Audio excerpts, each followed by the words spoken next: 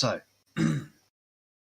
as we had last left it off, the party, resolving to get the leaders of Stars Legacy and Stars Independence to meet, settle things peacefully.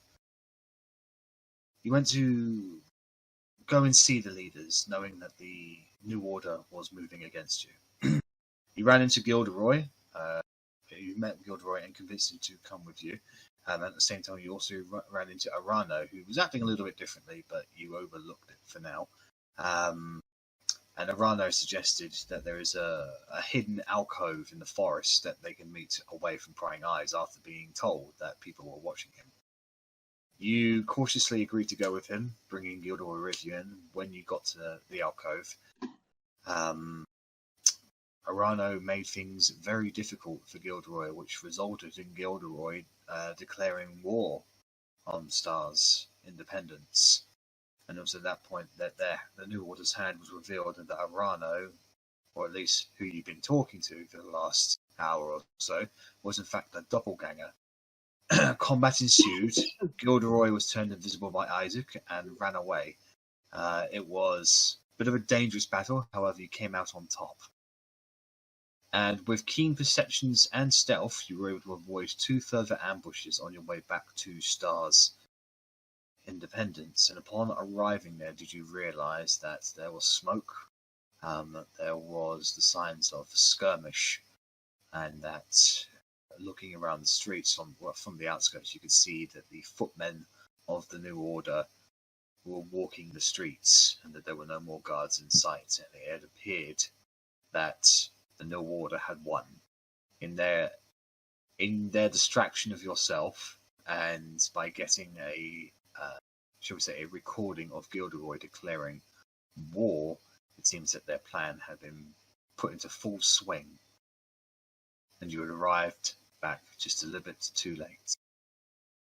Resolving to get yourselves out of there, you left. Agnes stayed behind us a little bit longer to witness the defeat, shall we say.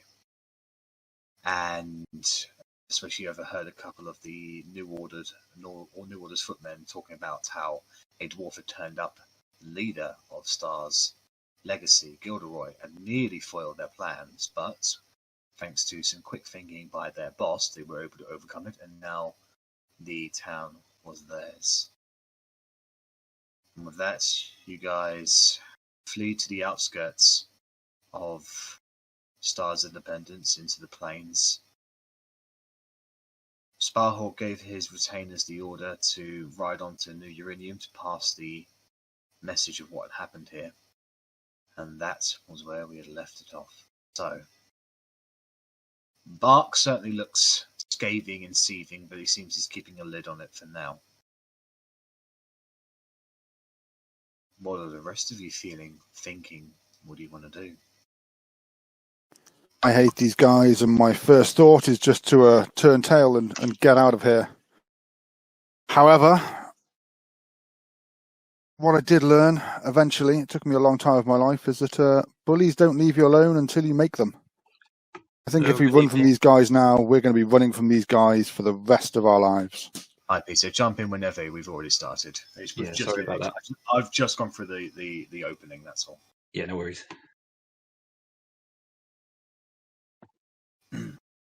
Carry on, guys.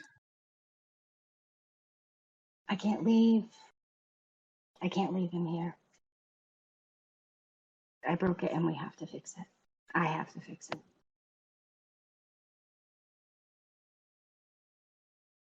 Definitely have to sort this out. We made this mess.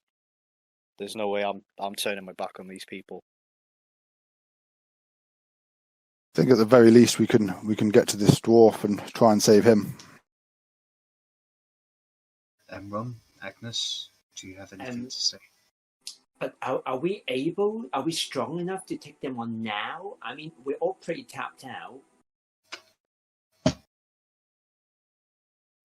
This is why a victory of just maybe snatching the dwarf from under their noses could be victory enough. We just need to stand up to them. We need to let them know that we will not just stand back and be walked over. Whatever they decide is not how things go. Everybody marked down that they got 22 hit points at the end of last session from Cora. Is that right? Yeah. That's true. Yeah. I'm definitely healed then. While we're discussing this, can we use it as a short rest as well? If you would like to short rest, you are in an area where it is safe enough to short rest. But do the people in that town have time for us to short rest, is the question. I'm asking this because a short rest would help my wild shaping. Should we go back in? I'd be able to turn invisible and go scout the place out if we needed to as well. It Okie seems doke. before Short we rest make is any 1 plans. hour, right? Am I right, Jack? Yes, it is. Yeah. Before we make any plans, it's probably wise to seek more information.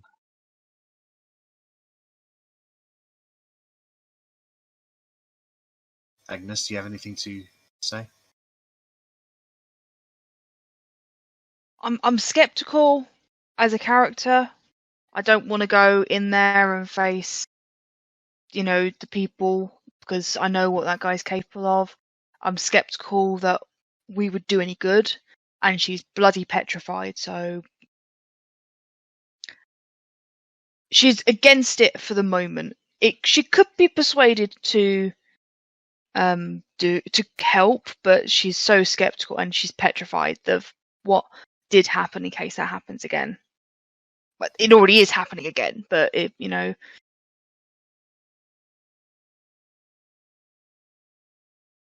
So whilst Agnes is not saying much, you can clearly see on her face that it's quite literally her worst nightmare is coming true again, and it's affecting her. So wait, Agnes, from what you're saying, you've experienced this kind of thing before? What's happening to the people of this town? something a little bit.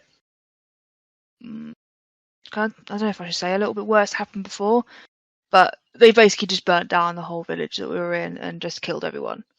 And it looks like that Maxwell's going to do it again. Going to get his way, and he's just going to do it to every town he comes across. Until someone stands up to him. Yes. Probably till he kills enough people. I don't think he's ever going to be happy. I think if we go in there and we go barraging in, then our name is going to be, we're going to be public enemy number 1, and we have to be prepared for that. If we do go in, yes, we have to be prepared to go and help people. We have to be prepared to be on the receiving end of, I was on that ship for nearly a year. I was petrified if anyone came near me that they might have been from those people and they come in to kill me. So we have to be prepared for that as well if we do this. I just think if we're going to have the New Order as enemies, and it looks like we are going to have them as enemies, I'd rather have them a little bit fearful of us, a little bit mindful of us, rather than just thinking that we are literally dirt under their shoe that they can scrape off whenever they want. But it's not how I want to live. Any damage I can do, any grievance I can cause them, is worth it to gain us some kind of respect, fear. We just cannot allow ourselves to be walked over all this town.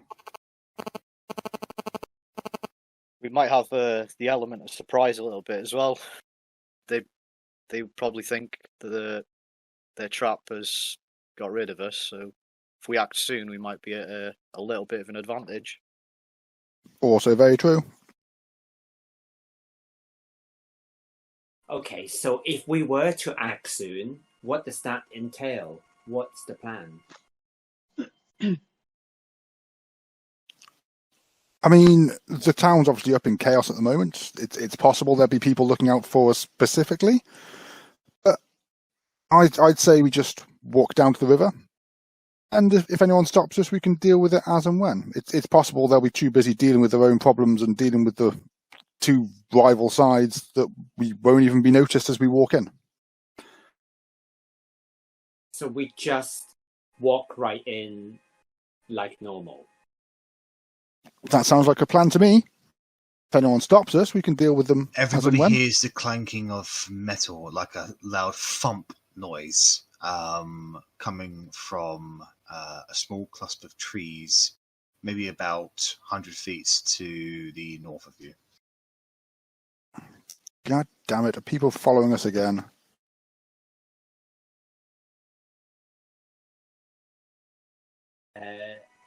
Can we do a perception check, maybe, to see? Yeah. Is that okay? Right ahead. See what's down there. Yeah. Sorry, shouldn't be Emron, advantage. Agnes, and Vorkris. Even Cora. Wow, he rolled really bad. Yeah. You can see the very sudden movement of sunlight glinting off something metal in the cluster of trees, and then it kind of just disappears as you can see, just about seeing movement heading further into the trees, and then you just lose sight of it. Well, it looks like our element of surprise may be gone already. North of you is away. Sorry, I meant south of you. So south of you is away from Stars Independence. I still, in my head, anyone that's ever spying on us is always New Order. I could well be wrong, but I'm sure by the time I caught them, they'd have fled, so we'd never find out. So we saw just the glint of metal, couldn't make out whether it was that shiny gold armor. It might have just been armor. You couldn't tell. Okora can't tell where her feet are with that kind of roll, but how far away was that from us? About 100 feet. Yeah, I can almost cover 100 feet in 6 seconds. too far for me to do anything. No, I can cover 90.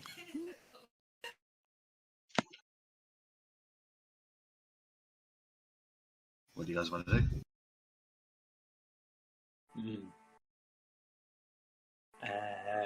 It's out of range for me to do anything, unfortunately. I will set off at a full pelt, sprint towards where we saw it, and as the second I get to the limit of my endurance, I will misty step another 30 feet.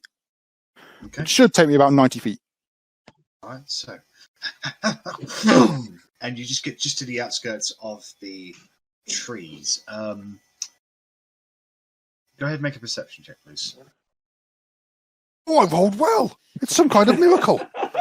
You can see clearly the body of two humanoids in up the tree at the moment. Sort of hidden a little bit by the canopy, but they are clearly hiding up the tree. Or a So the tree. body, Like, the bodies, or like dead bodies, or no, I it's in just like think they're crouching down, holding onto dear life, onto the branches that they're sort of hugging at the moment. They are hiding in this tree. what's going on up there? What are you hiding from? Shit! All right, we surrender! Please don't kill us. We'll come down, please. Can we hear Vorkris say that?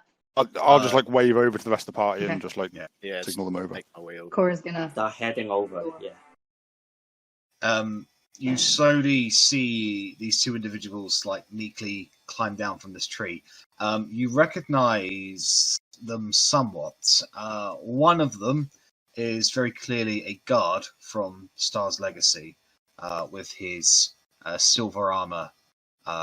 He has got a spear on him, but it's attached to his back as he climbs down.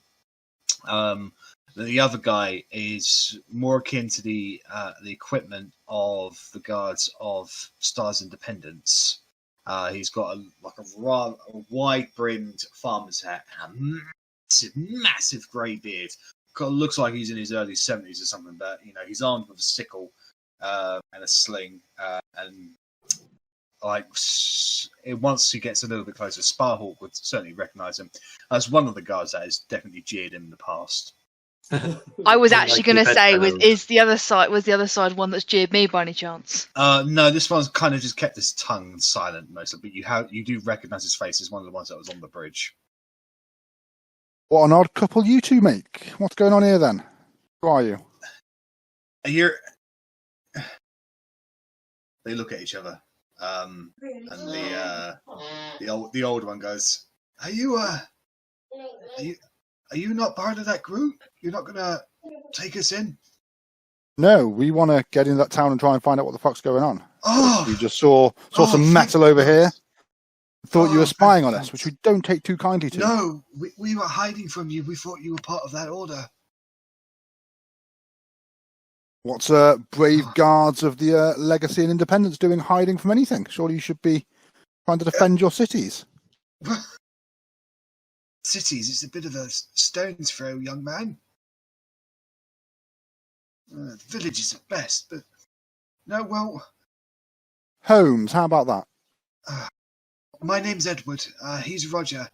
Evening or afternoon. Sorry, I'm a bit out of it at the moment. Do you know what's going on? Do you have any information?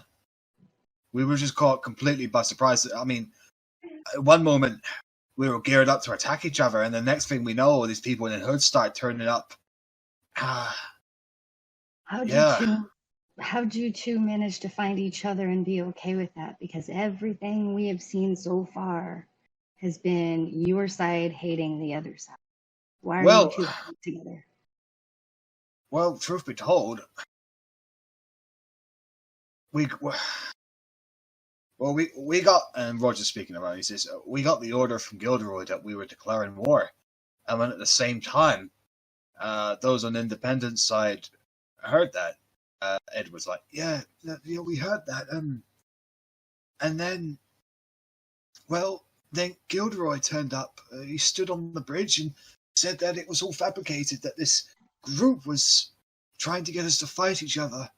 And we were in the process, and Legacy was in the process of attacking us. And whilst the confusion was down, I mean, some of us had a few, black eyes, and some of us had been knocked out, but no one had killed each other. And then these people turned up and started taking everybody prisoner. Some of our own turned on us. We were taken completely back. I ran, and Roger ran, and the next thing we know, we're on the outskirts of the village together. Sounds like Gilderoy was trying to do the right thing. Yeah, well, truth be told, I never wanted to fight anyone. As far as I was concerned, we were having a disagreement, but I didn't think it to go to war. Me and Edward have had a brief conversation, and we don't want to fight each other, so we thought we might as well best help each other, find out what's going on, and yeah. Well, how about you come with us into the village? We are going to, at the very least, attempt to find Gilderoy and set him free. We believe we know where he's being held. No, that's stupid. You can't go in there at the moment. And so your plan is to hide for the rest of your life? Let people kick you out of your homes? We were going to wait until nightfall. We were going to sneak in under the cover of darkness and scout it out, see what's going on. Okay, that's not a terrible plan, to be fair. Did you get any grasp of how many people were fighting for this strange group? Oh, maybe definitely. They were well armed, so like every single one of them had weapons.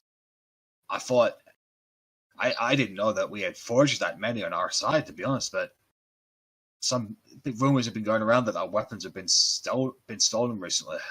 Truth be told, Edward, we thought it was your lot, but now we know where they were going. But in terms of numbers, more than a dozen, I can tell you that.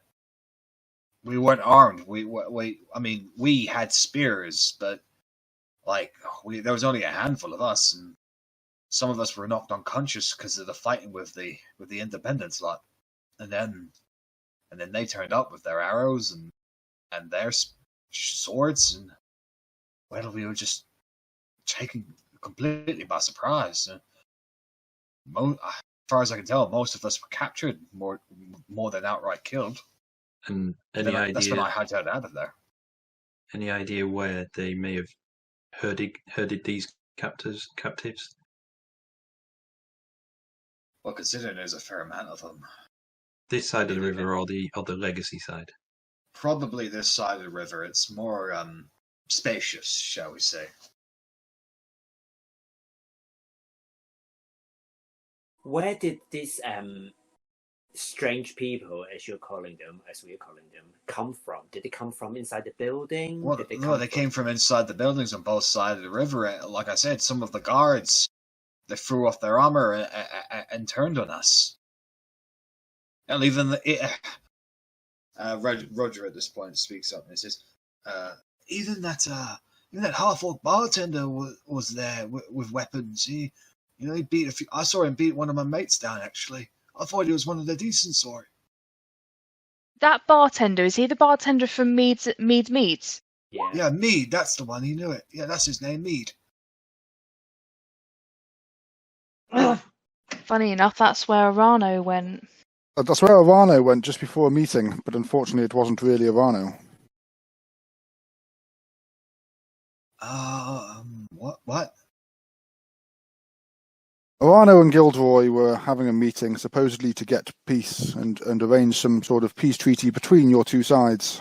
However, Arano was replaced by... It had a specific name, that beast thing. I can't remember what it was. A doppelganger. Okay, a doppelganger. Sorry, I had Ellie telling me in my ear, but I couldn't hear because of... Okay, but it was actually a doppelganger. It was not him. The order you heard about Gilderoy going to war was recorded by them after constant prodding and poking by this... How have I forgotten what it's called already? Doppelganger. Doppelganger. My brain is hell. Yeah. So basically, there is another group involved here. We don't know a lot about them, but they are clearly trying to cause more tension between your two sides, which is why I think it's important that we can try and stop it before it gets too far and hopefully rebuild. I mean, don't get me wrong, me and Roger are we've got our, shall we say, our political differences, but we had a 10-minute conversation and pretty soon it became evident that we didn't want to kill each other. And that's what we were trying to gain by getting the leaders together. These guys just don't play fair. Taking other people's identities is outrageous. Well, The bad guys really do. I'll be honest, you folks seem more capable and more well-armed than pretty much anyone in that village. Well, this is why we were hoping we could make a difference. If you're willing to help, then we're willing to help you. Do we want to wait till nightfall and try and sneak in and try and find out where they're taking the prisoners and at least get the prisoners out? Do we feel some reconnaissance first might be a suggestion? Emron, you've shown in the past that you're able to infiltrate very well. Yeah, absolutely. After this short rest, I'm able to wild shape into an animal again and do any scouting and relay any information. Would anyone else want to come with me? I'll go. I could disguise myself as potentially, possibly one of the Order, just a random guy in a hood. Step back at that point. Yeah, I'll come. I'll turn invisible and I'll come with you. And so you guys are gonna work some freaky magic stuff and scout things out then? Something like that. Could you give me a very good description of how these people in these weird uniforms looked? Well, I can tell We you would about have seen them when I we can tell you were. about my buddy Gary. Shared several drinks with him, and he was one of the ones that was first into the fray. You know, like tackling people down, putting them in restraints. I didn't even know we had restraints, but there we go. Yeah, that sounds perfect. He starts giving you a description of one of the Turntoe guards from Star's legacy. And as you were listening to this for Chris, Isaak, you're watching your companions and these new people talk. And whilst you are following the words, suddenly it just kind of goes, like you can't hear it very well. You get a little bit of a headache. You feel the need to sort of just sit down and rest. So I'll do then. I'll sit down. So you Don't sit feel down too good. and you just close your eyes momentarily. Isaak, are you all right? I thought we were going to turn invisible and come with us. Next thing you know, Isaak, You're floating in a bodiless space. It's cold, and there's a constant rumbling noise somewhere beyond your perception.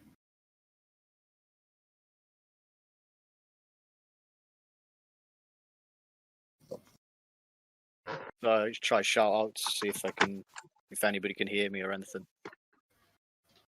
What do you say? Is anybody else with me? It's just you.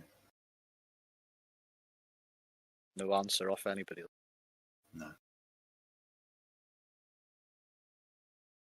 I reach my hand out to feel to see if there is anything like front. Nothing. Absolutely nothing at all.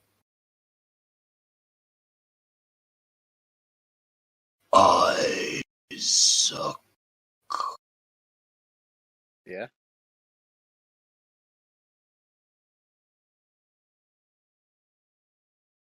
Who is it? We made a deal. Now you will honor it. What do you need me to do? I hunger more and more. The land is weakening. A cave.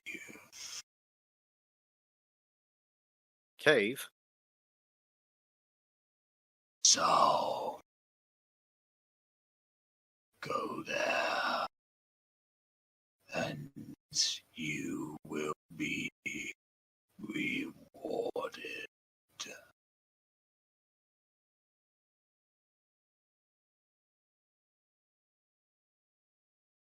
Okay.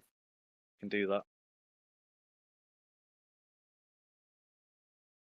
Go now. And you open your eyes, and you see Volcrus standing over you. For the rest of you, from everybody else's perspective, Isaak sat down and just sort of nodded off for about a minute. Now you're tired, Isaak, but this is no time for a nap. It was a bit of a rough. Technically, during a short rest is actually probably perfect time for a nap, but It's a bit of a rough fight. I did hear something. Was it me shouting at you? No. Something a bit more sinister, possibly. It said south, a cave south, yeah? Yes. Yeah. I'm to seek out a cave south of here. There could be something there that might be able to help us.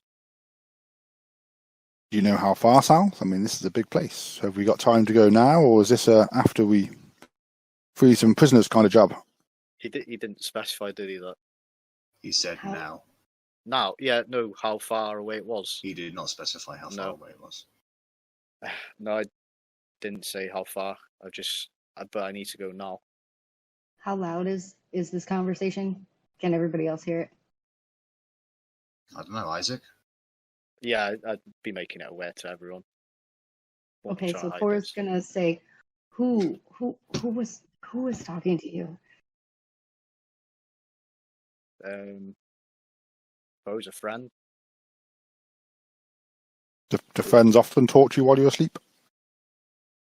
Sometimes. It's the thing that gave me my powers. But you just said it's something scary. Sinister. Yeah. You got a... How can a friend be... Well, if you make friends with sinister people, what does that say about you? Has it got to do with your scary wings, by any chance? Possibly, I'm too sure, but... I mean, they just sound sinister. I have no actual proof that they are. Is this the same voice that came to us all? Is it the same voice, Jack? Would I be able to put that together, or? The voice you heard collectively was a voice, whilst very sinister, still had the tones of something more, something beyond comprehension. This one was, whilst it sounded similar, it had the tone of something familiar to you. Yeah. Okay. So no, it wasn't. But I know if I've been asked to do this, they haven't steered me wrong yet. They gave me my powers to be able to help out, and I'm wondering if this could be able to help out the Star Settlement. Not a big fan of things I can't see or understand, but if this is something that you have to do, then I suppose I will accompany you. Wouldn't want you dying on us now, would I? So he sounds well dodgy to me. I'm going to do an insight check. Yeah, go ahead, make an insight check. 12. So, Isaak, you're not lying. So, I want you to go ahead and make a persuasion roll, please. So, Emron, as far as you can tell, Isaak is being honest. Okay. All right. You seem to have your reasons. My life is built around believing in things I don't see. But I do trust you, Isaak, and if you feel this is necessary, then I'll follow you. Thank you, I appreciate it. I'm going to look at Bark and Isaak. Bark and Agnes, and say, do we do this together? So I suppose I'm not leaving you now.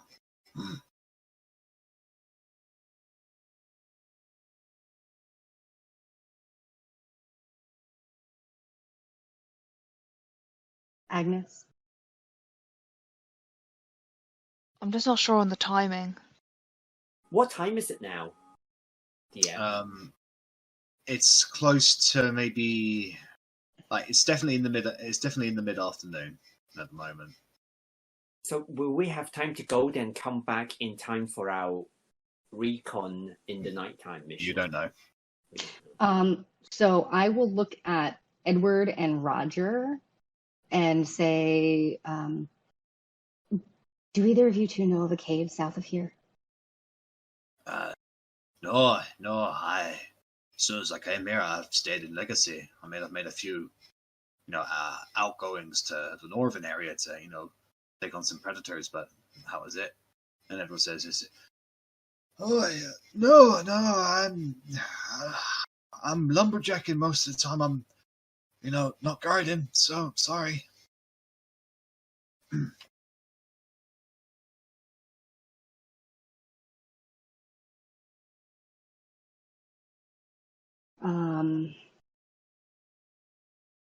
I can always go on my own. You don't have to follow me. Where you go, we go together. Is what Bark would genuinely believe in this situation. At this point, I think that's right. At this point, I think that we're in it together. Yeah. This might benefit us because thinking a little bit outside the box, if we are to go under the cover of darkness, then at some point they might be celebrating all night long. They've done this, but they are going to have to go to bed at some point. Even if it's like 3 a.m, we're still going to go through. Edward, you said that you're a lumberjack. Yes, I can fell the wood, yes. What time do you normally sort of like wake up in the morning to start going to work and start arranging things? Probably about an hour before dawn.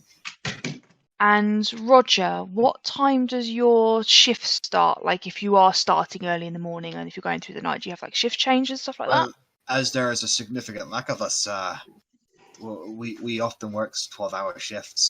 I do the days, and then others do the nights. Do you like start at dawn?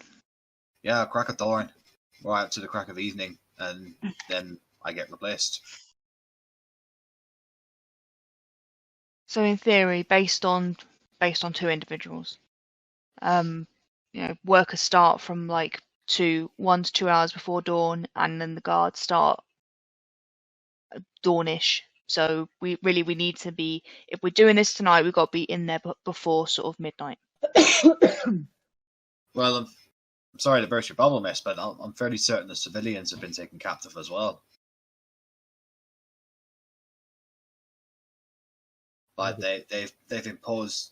I mean, I don't know the specifics of it, but they were hostile as they forcibly took over the place. And again, especially with the independents, like, you know how revulsious they can get. They weren't exactly going to take that line down, so I don't believe anybody would continue about their daily business knowing that they were under the rule of, well, another group. Another point to raise is this has only just happened. These New Order have just taken the town. They will be hunting through houses, trying to root out any people hiding. The guards will be up. Their companions from the woods have not returned. They must suspect that we have vanquished them. Again, their guards will be up. Perhaps a delay may let them fall into an ease or sense of comfort. To the caves, then, wherever they may be, somewhere south of here. I'm going to look at Edward and Roger and say, can we trust you? I'd like to think so. And then I'm going to, poorly, I'm sure, incite whatever they're saying. Sure. Best you can tell, they're being genuine and honest. They are more scared than anything else. Okay. Then I will look at them and say, we have something that we need to do that may or may not help us in the long run. Will you guys stay here and gather information if anyone else comes across your way that's trustworthy? We may need numbers. Well, we won't go too far. Certainly you don't want to be attracting any predators, but we'll keep an eye out, see what we can find, and if there's anything new to report, if we do discover anything, we'll let you know, but what time can we expect you to come back? We have no idea. We hope to return during the night, but we don't know how far this cave is. We are following a little bit blind at the moment. Alright, well, I think Rogers and I's ultimate first plan was we were going to scout things out at night, and then if there was nothing we could do, if there was nothing we could find out, we were going to set out on foot and make our way towards New Iridium and see if we could muster a force to retake Stars. Okay, well, this tree right here that I found you in, if you have gone and scouted out the town and come back before we return, mark an X just on this tree, just anywhere on the tree, just mark an X, and then we will know that you're not around. And if there is not an X, we will try and find you and help you. Understood. We'll do that. That's a good plan. And I will, I suppose, dig in my bag and give them a ration of my food to split between the two of them. And I'll say, here, take this. Roger goes, I already ate today. Give that to him. They don't have a lot of food. Roger, that's very, very kind of you. We need everybody in tip-top shape if we're going to do this, so eat up. Faith in humanity is restored. While all that's going on, can I have a look around to see if I can see anyone kind of like hiding or make a perception check? Looking at us. I'll give you guidance since Great. I'll take it on. What is guide? Is it 1d4? Yeah, so a D4. Right. I'll roll a 1d4 right now. So 15. Best you can tell, you are not being watched at the moment.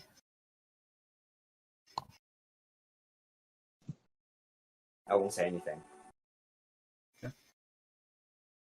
Okay. Right, well, I don't know what it is you're trying to do, but good luck. I think we all need a little bit of luck at the moment.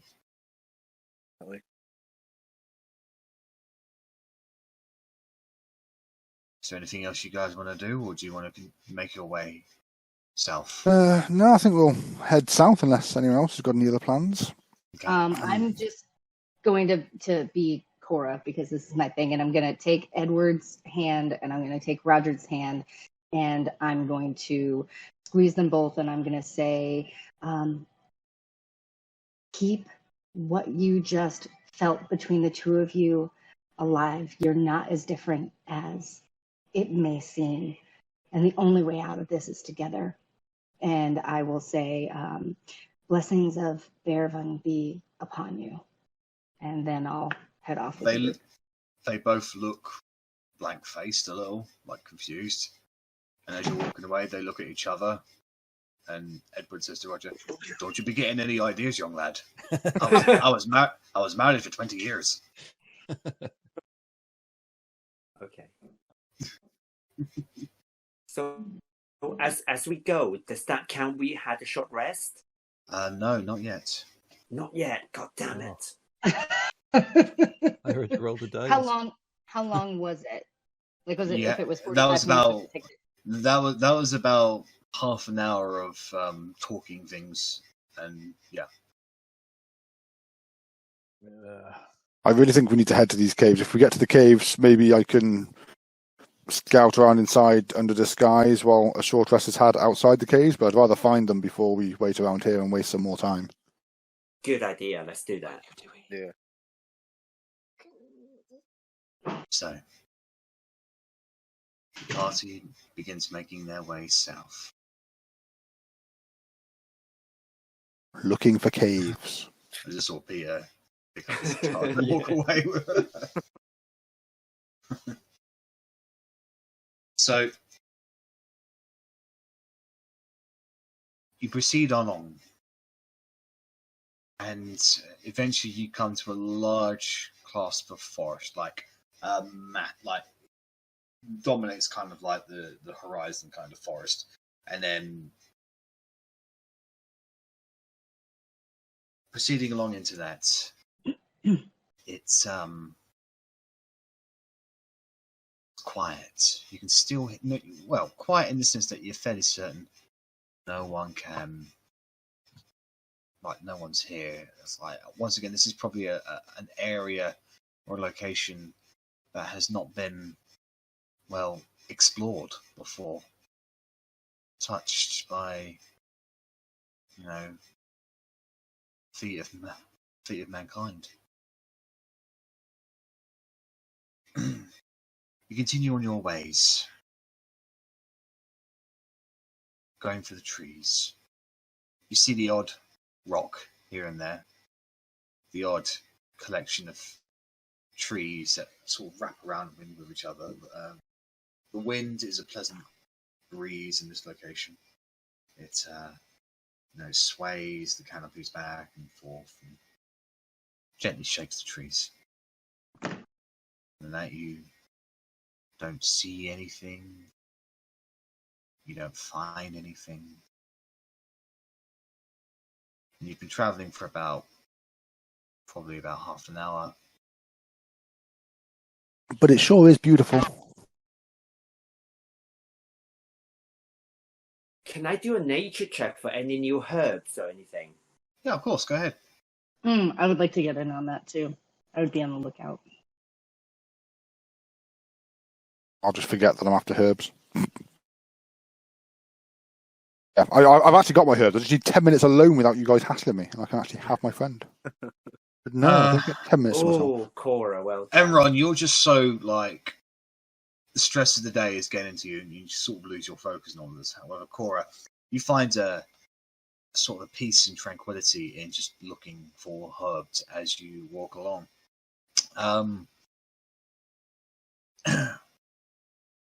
Eventually, you find a red flower with a yellow stem, a few little buds blooming out of it, and it certainly looks different from most of the others.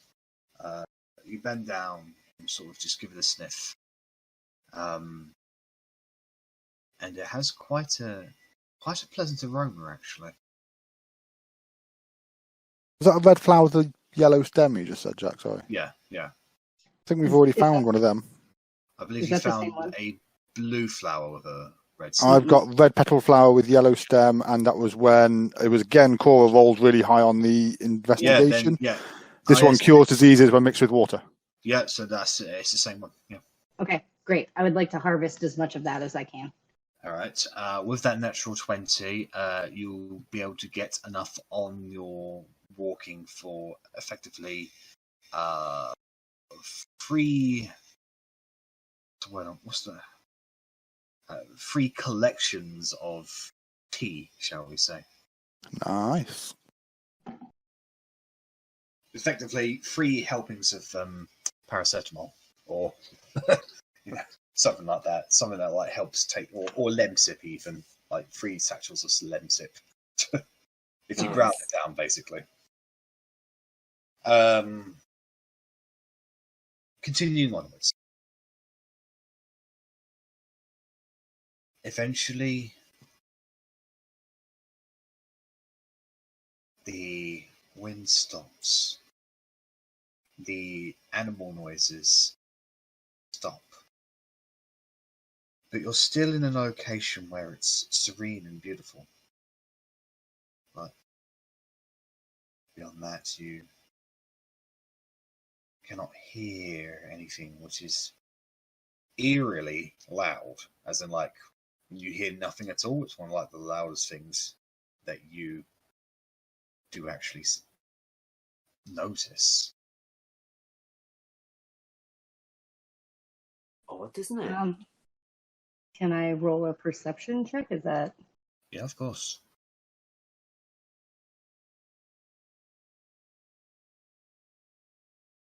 Very good at these. You don't notice anything except for how quiet it is.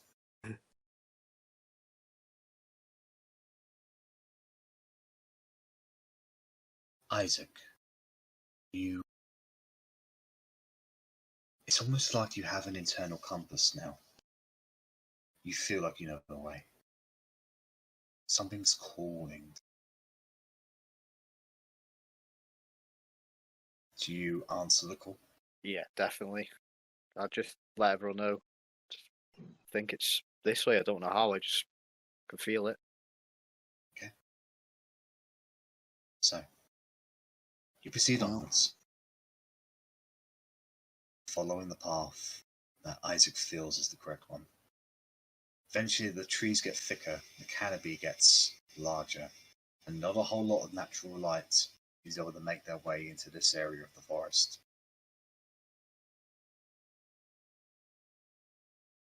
The grass becomes less because there's not a lot of light. The grass isn't able to grow as much here, and all that's left is mainly a collection of dead leaves and broken twigs, probably from the previous autumn. And then you see it, kind of a mound in the ground. It sort of shoots upwards like a dome, in a very blackened, moored opening. It's quite wide, like almost 15, 20 feet wide.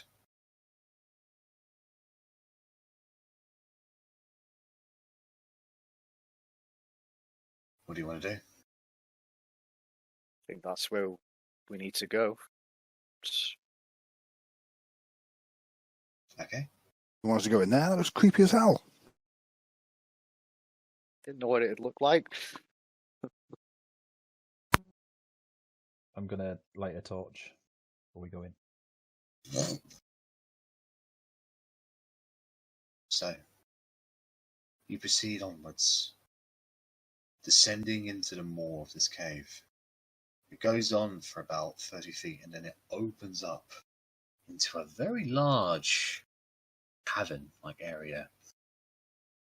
There's a lot of bushes here, sort of like thorny kind of bushes that's scattered around the outside of the caves, and there is a very small collection of body of water spread around the inside of the cave, where there are a whole lot of like very large lily pads, like size of your head kind of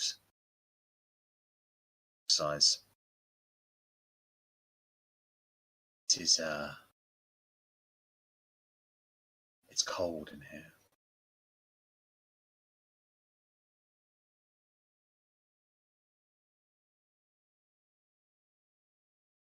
Can I check around to see if there is any other feeling coming from any particular part of the room? Make an investigation check. Can I tap into my connection with my god and open my divine sense, please? Okay, what would you like to sense? Knowing what Isaac's told me already in the past, fiends. There are no fiends within range.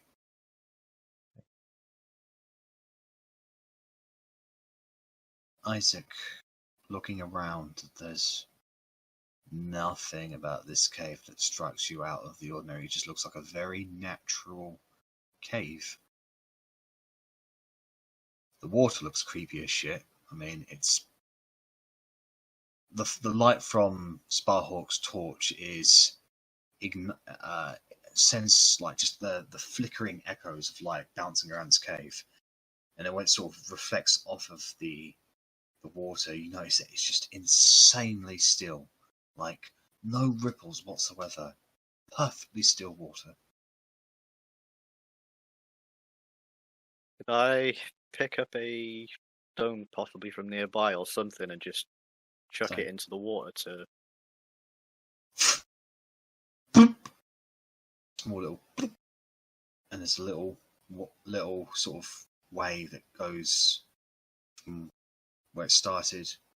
It's a minor little kind of like residual ripple effect that travels on to the outside, but other than that, there is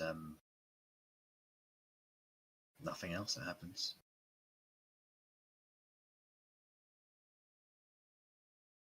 I'm guessing this is where we were supposed to go, but I'm really not entirely sure what I'm supposed to be looking for. And this is what happens when we follow things we can't see. We end up stuck in a cave with no information. I mean, how just surrounded by lily pads? Are these supposed to help us win the war or battle? They might have some magical properties. Oh, before you said that, I was going to go and grab a lily pad. I still want a lily pad because it's as big as my head. So go and get a lily pad. Yeah, I step forward and I start with this little lily pad. So you pick it up. It's quite light, but as you sort of draw it out of the water, you realise that its stem is connected to something underneath the water. And as you pick it up, you're actually picking up like a whole kind of wrapped up vine that is connected to something that goes underneath the water, and from what you can tell, stretches out in towards the centre of the cavern. Wow. The centre of the cavern or the centre of the top loop? Sorry. Basically, from here, there is the stem of that lily pad seems to shoot across into the water, pretty much to here. Oh shit! I'm on the GM. I can't see anything. I was expecting that. Yeah. From there to there, and then from what you can tell, in the centre there. I think this lily pad is connected to that lily pad, like in the middle of the pond. Over there. Pull it to us? Or... I mean, maybe go in the water. I'll happily take my robe off. And does the water look like poisonous or dangerous in any way? Looks like water. I'll just wade into the water. I'll get to about waist deep. It's cold. But It's uninviting. if nothing is attacking me or gripping me or... Where exactly in the water will you go to? So I'll move forward, but like I said, I'll stop when I get to waist deep, so I don't know how deep it's going to be. Or in fact, I don't even know how deep it is in the middle. Okay, I've got all the way to the centre then. In that case, I just stick my head underwater and see if I can see anything. Cool. Take a deep breath. And you can see there is a bulbousy kind of root at the very centre of these, with loads and loads of these rope vine stems that shoot out and connect to every single lily that's there. Will my nature check from before still apply, or can I? No, this is a different location. Okay. Can I roll another one then, please? Yeah, of course. I'll do it as well. Sure. I kind of want to reach out and just like poke it gently.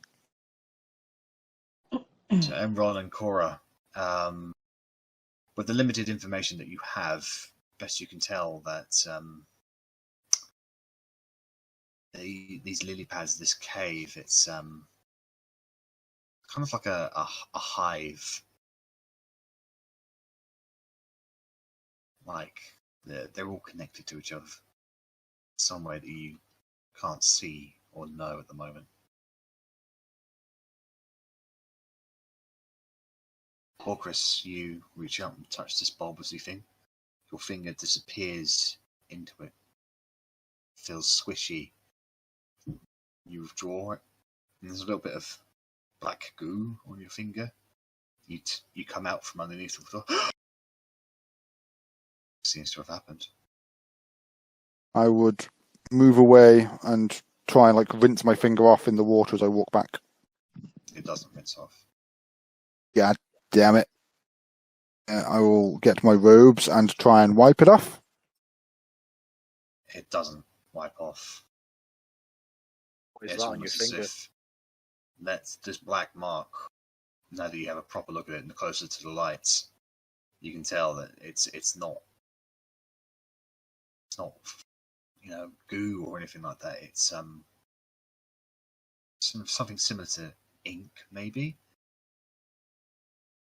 Okay. Can't really tell the difference between your skin and what this stuff is now. I'm going to explain to you what I found as some kind of all the lily pads are all linked to this one little bulbous thing in the middle. I poked it. Now my finger's black, and then I look around at the rest of my skin and think, I know all of me's black, but this is slightly more black. Can I try clean it off with prestidigitation? Doesn't work. Out of ideas. Me too. Why did you put your finger in it? Well, I didn't know what it was. What do you do with things you don't know what they are? You poke them. Oh, sorry. Prestidigitation, that's not a touch spell, is it? No, it's not a touch spell. Well, I certainly don't go jabbing my fingers into things I don't know what they are. I don't like the way you... How do you ever learn what they are? Learn by doing. Isaak, finger on it. Seriously, you were brought here, and it's the only thing we can see so far. I reckon you need to go and touch it. You need the spot. Okay. Bubble that emanates from the center of the... Bubble agrees. Okay, well, I'll head out. So, Isaak, you wade your way into the middle. And you are now waist high in the water. It's cold. Sends shivers. Your boots squelch. What do you do? Take a deep breath and look under and poke my finger in, same as before, Chris. So, you look down. I'm due by learning. This Black finger gang. A bulbousy sort of thing. And you reach out to extend your hand, and as your hand gets closer and closer, it sort of starts to unravel itself. And like a pair of hands that open up, outside there is this red stone. I reach for it and take it. As soon as you take it, all of you on the outside, the water starts violently. There's a whirlpool. There sort of comes a vortex in sort of like the 20-foot location, exactly where Isaak is, and then the water just dissipates, taking all of the lily pads with it, and Isaak is gone.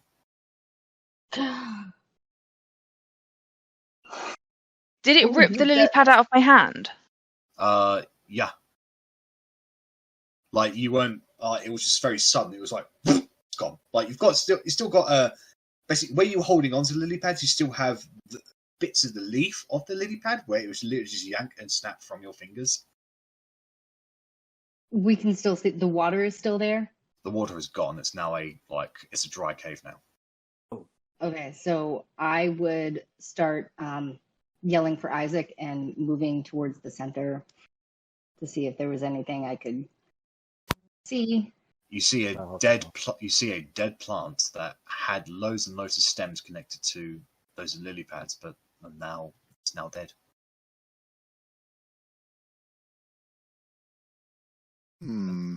There's no like holes in the floor or anything like that. Nope. Seems that the water itself just disintegrated into nothing. Can I cast Detect Magic? As an action or as a ritual? As an action. I have it prepared. I can save your spell slot if you want me to do it. You can That's detect magic immediately, kind of like from the center where that plant was. Bear with me just a moment. I just want to check on the School of Magic here.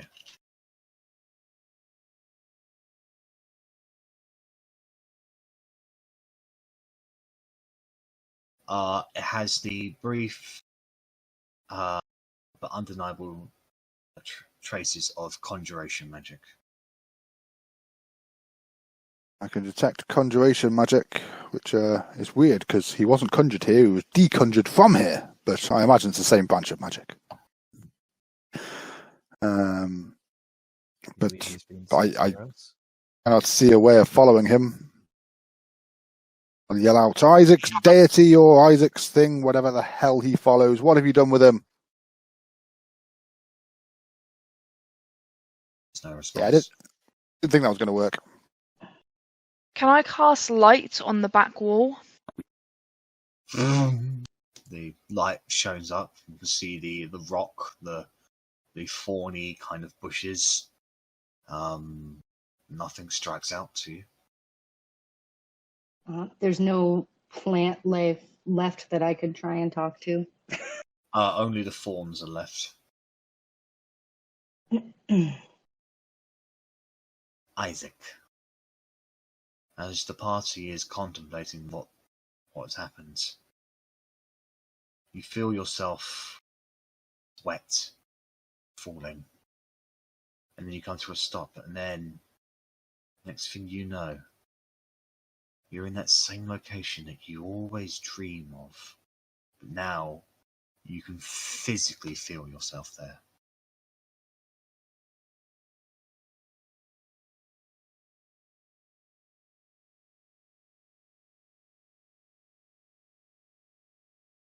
Small rumbling.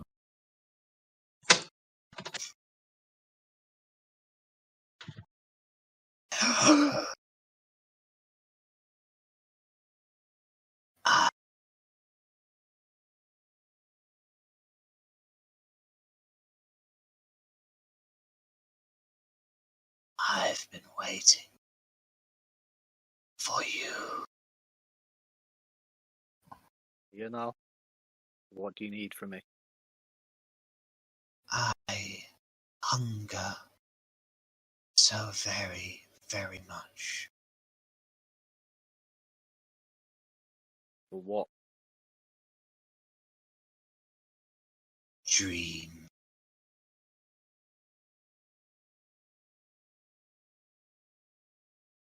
Manifestations of the self. I need it. I want. You feel that rumbling noise again, and you can't see anything around you, but you swear you could see movement all around you, kind of like a circling motion, almost as if something is coiling itself around you. And then, just in front of you, you can detect the presence of an extremely large head, probably mere inches away from you, but you still can't see it until it opens its eyes.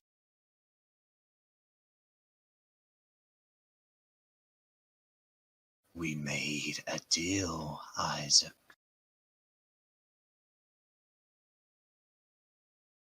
Do you know who I am? The voice who spoke out to me and gave me these powers.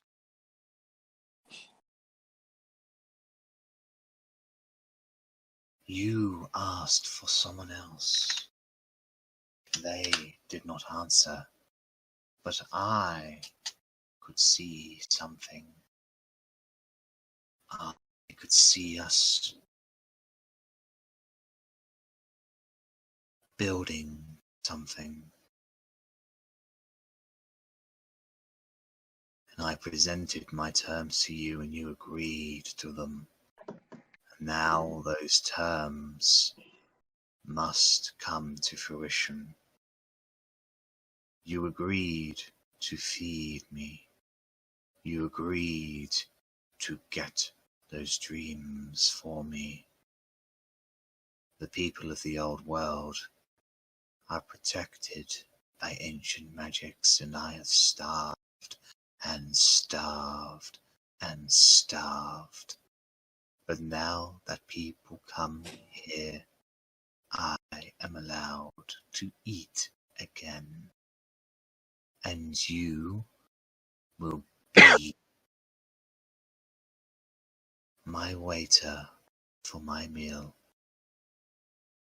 You will present with me the dreams I could not have before. You will satiate my hunger, and more and more and more. In return for this, I have given you great abilities.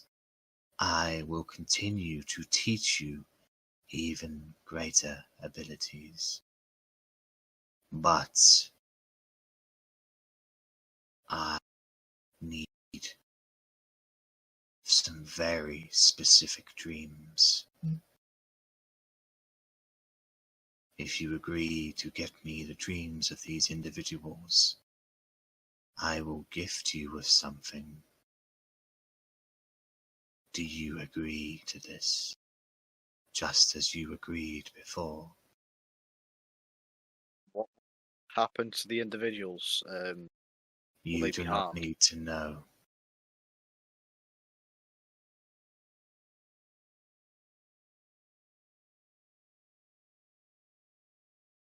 Well, how am I going to get these dreams from them? How will I? You see a massive set of fangs, whitened and yet ominous, and it's almost as if lips are curling back, and you just see the shape of a dreaded smile. Ah, that is the reward. I will give you all that you need. I just need your cooperation. As long as it's not going to hurt them, I'll do it. Is subjective.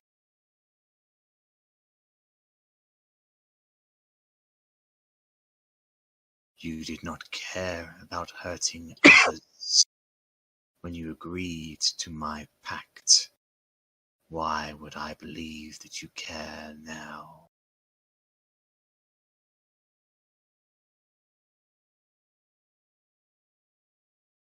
Your wings, blackened and skeletal. You did that to yourself. You wanted power, and I gave it to you.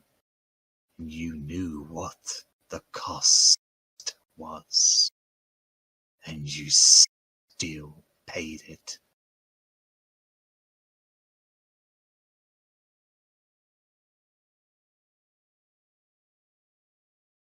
You will not lose yourself any further. But others are mine.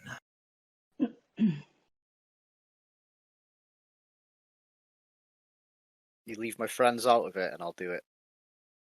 I'll I sign do up to it. not. Very good. Excellent. I shall give you your reward. I shall send you back with an augmentation. You choose who you wish to feed me with. I will always accept the dreams of whatever creatures you deigned to feed to me. But the first I require is the dreams of the one called Maxwell Sandscape. I'll do my best.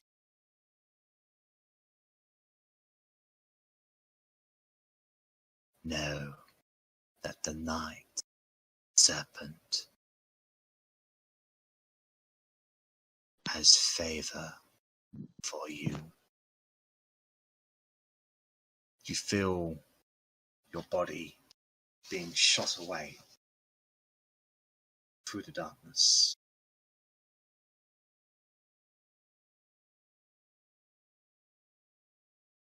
The rest of you have been in this cave for about 5 minutes, pondering what to do, what's going to happen, and all of a sudden,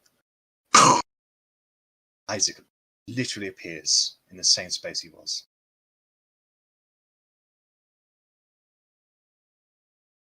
Isaak, feel you've brought something back with you.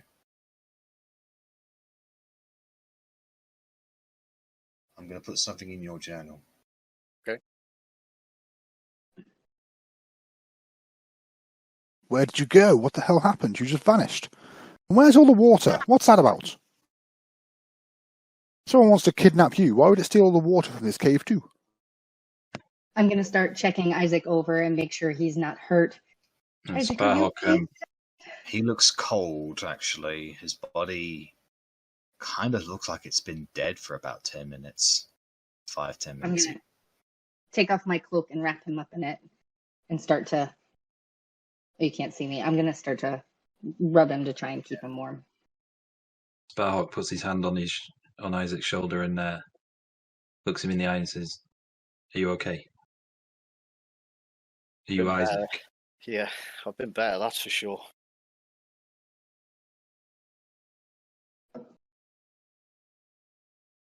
What happened?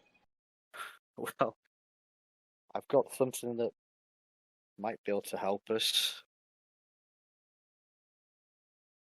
What is it? Is this just on my staff sort of thing? Is it, Jack? It's on. Well, say as you wield a staff, Yeah. that's what it is going to Right. augment to. But Right. Okay. it happens to pretty much any weapon that you wield. So Okay. Yeah. So I'll. Can I show it? Like, bring it out and show it to You're always Right. getting your staff out. him. Any chance, any excuse. So Isaac summons his staff. Now you've seen his staff before. What does your staff usually look like, Isaac?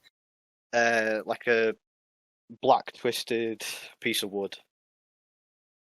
Now, as you summon it, it looks exactly like that. Wow, it's your staff. How exciting.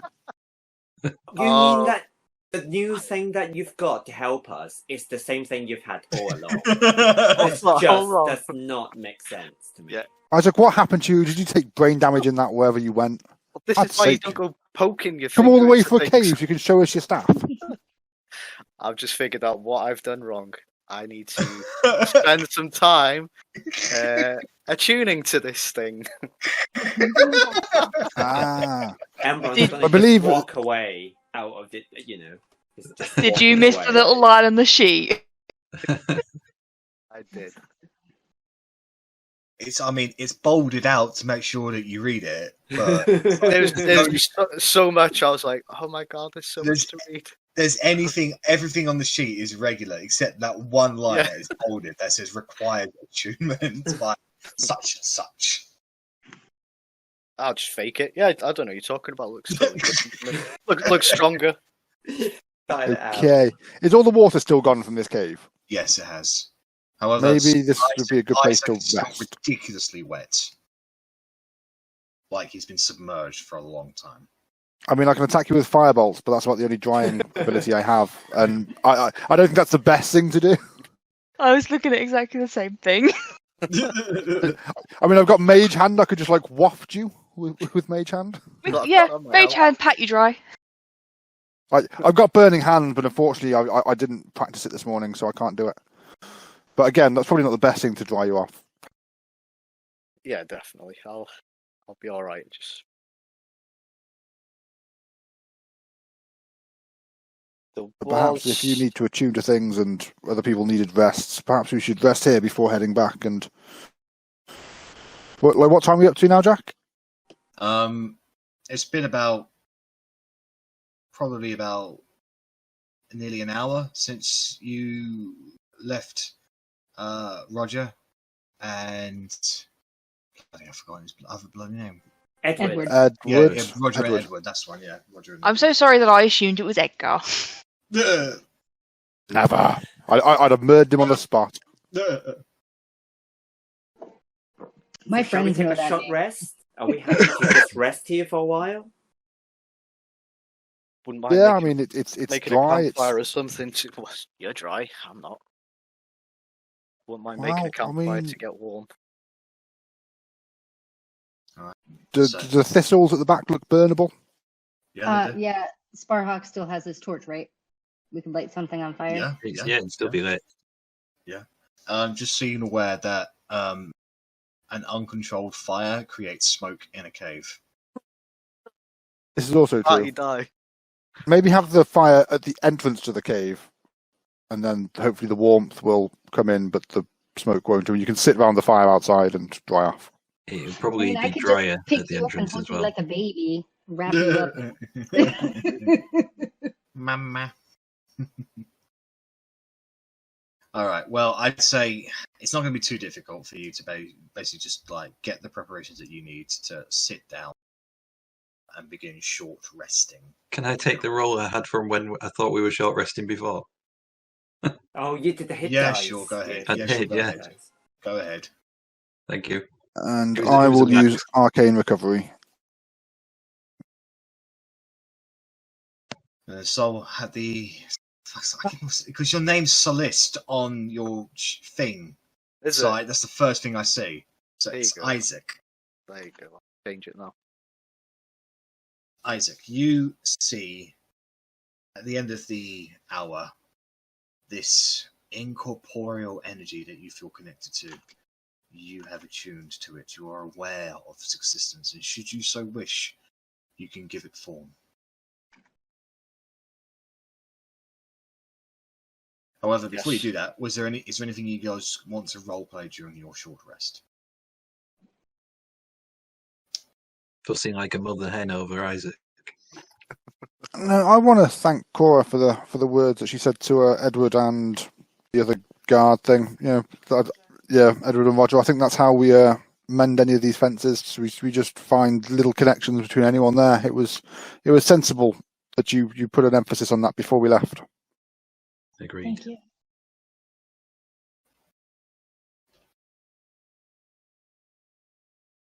Oh shit! I want to summon my bastard freaking familiar.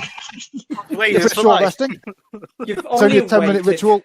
You've only waited 10 sessions for this to happen. To be fair, he could have done it. He could have done it like 2 sessions ago. He just didn't.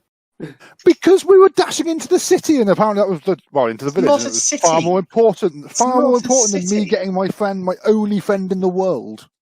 Yes, fine. The town, the home, the village, the It's homestead. a couple of villages stuck together with a max population of maybe a few hundred. That's not a city. Well, that's where we were going, and I didn't have time to summon Mad Dog. Oh, dearie, dearie me. Okay, so I'm just getting out your thing. My dog.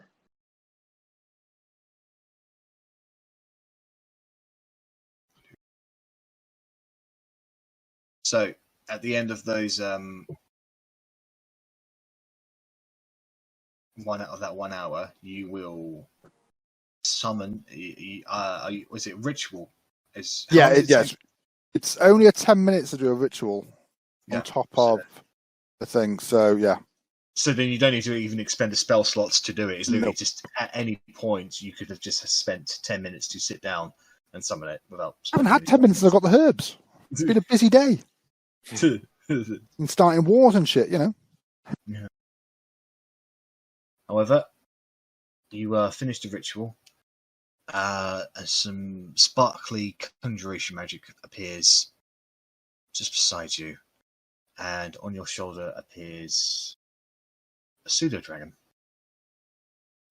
Everyone, I would like you to meet Mad Dog. Mad Dog got me through some tough times. He's been a good friend. He doesn't talk, but he understands well. A pleasure to meet you, Mad Dog.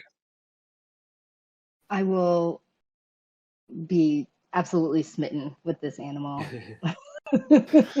He climbs onto It's the just shoulder and basically just sort of lies down on it like a stuffed fox. Careful, Cora. Gloria can be the jealous sort. I have not been without him for more than a few hours for months, and then suddenly I haven't seen him for 2 weeks.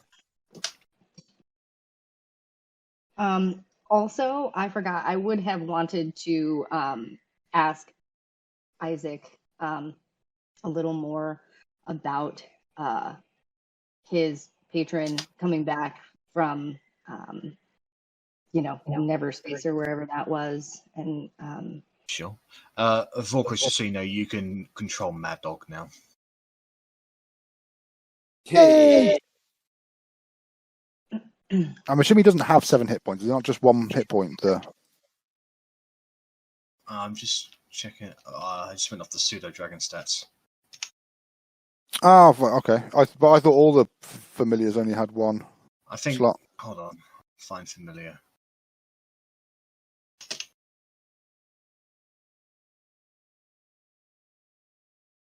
It's a freaking long spell. So it took me forever to read that. Yeah, no, it's not. No, okay, it's not so one it's hit based point. off what it is. Yeah, no, it's based off of it's a pseudo dragon. Therefore, it can do what the pseudo dragon does. That's cool. Yeah, no, because you're obviously operating off of an owl from Verity, and owls do. Just Yeah, That's exactly what we just said. We just came to the same conclusion. It's just because that's the only familiar I've seen, and that dies in 1 hit point. So, okay, cool. Yeah, you got 7 hit points. He's a tough little dragon.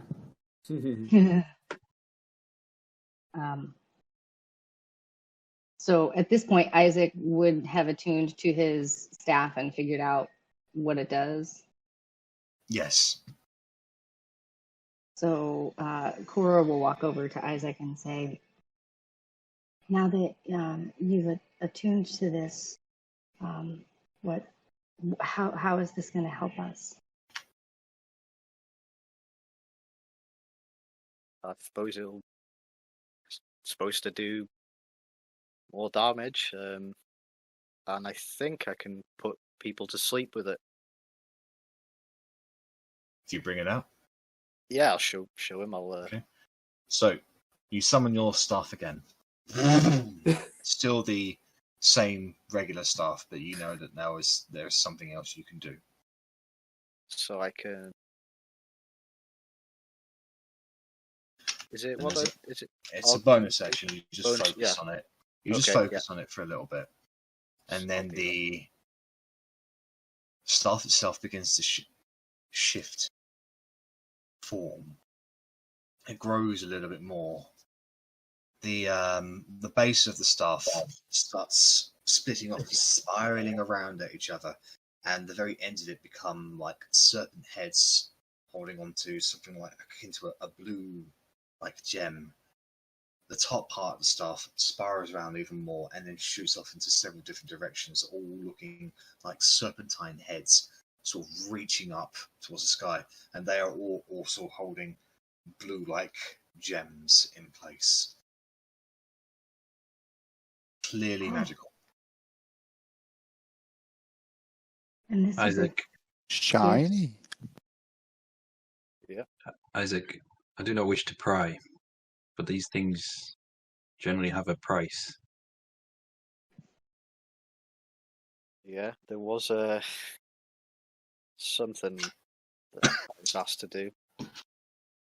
You don't have to tell us what that is, but I hope you're comfortable with paying it. I'm going to tell them half truth sort of thing. I'm going to tell them some of it, but I don't want to tell them. Well, you tell them exactly what you want to tell them. Yeah, okay. It came at the cost of. Let's see if I've got his name down. I need to harvest the dream of Maxwell. Sandscape. Yeah. I'm sorry. What? Does Maxwell have to die? Well, I'm not entirely sure what happens when I take their dreams. How do you take their dreams? With the staff? Yeah. But I mean, after hearing what he'd done and everything, I thought it seems a fair enough trade. And so I put the wrong word in something. I put struck in a word that should be killed. So I've just edited that. My apologies. Yeah. It did say any creature who was struck by this weapon. It should actually be any creature who was killed by this weapon. Okay. Yep. Okay. Whether we know it or not, Maxwell does have to die. Yeah. Well, yeah. I'll divulge that. He needs to die for me to keep all this, but I'm not going to let them know the rest of. Like he wants me to keep on feeding him. Yeah. So basically, Isaac basically shares a story with all of you that this item that he has acquired has something to do with basically taking the dreams off of people, and the price for this power was that he needs to take the dreams of Maxwell Sandscape, an action that would kill him. And Maxwell is the guy in the golden armor? Yes, that's right. Yeah. Does that mean, just as a actual rules thing, does Isaac have to get the killing blow on this guy if we all end up fighting him? The staff to work? You don't know. Okay. I don't think you even told us that, so meh. We'll find out. Who is your god? Who's your patron? Just somebody who answered when nobody else did. But you don't know. Don't know much. I'd be sort of like trying to change the subject on this. So, what's the plan now then? What are we going to do about? I need to. Obviously, that was an insight to determine whether or not Isaak was lying, right, Cora? Yeah, I just want to see. I mean, I'm not going to continue to pry, but I want to figure out how truthful he's being with us. Right. So, for future reference, you need to tell me this is what you're going to do Yeah. before you roll it. But I will allow it on this occasion. So, Isaak, please make a deception check. Cora, as far as you can tell, Isaak is being honest. You truthful little bastard. Would this face lie to you? Wow. You need to save those rolls for something better, buddy. So, are we returning to the town? I guess now we Before have we two move- missions. We have to go and save the prisoners and find Maxwell. Before we move, when Maxwell's name came up, can I ask Agnes Sparhawk? Says Agnes, this is someone who's done you wrong in the past. How do you feel about this?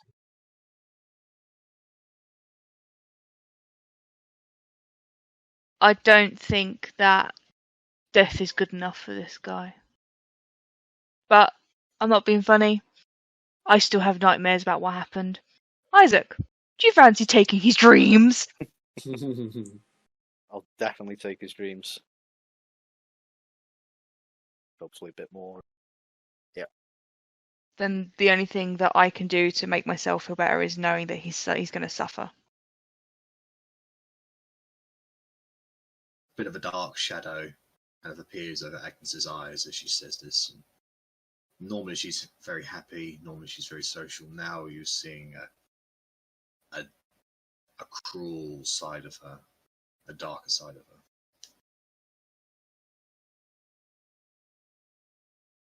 I get my bagpipes out. No. Start playing the bagpipes really, really Long old loudly. dirge. And once again, Agnes is back to her happy self. What's the echo like in here? Oh, it is magnified.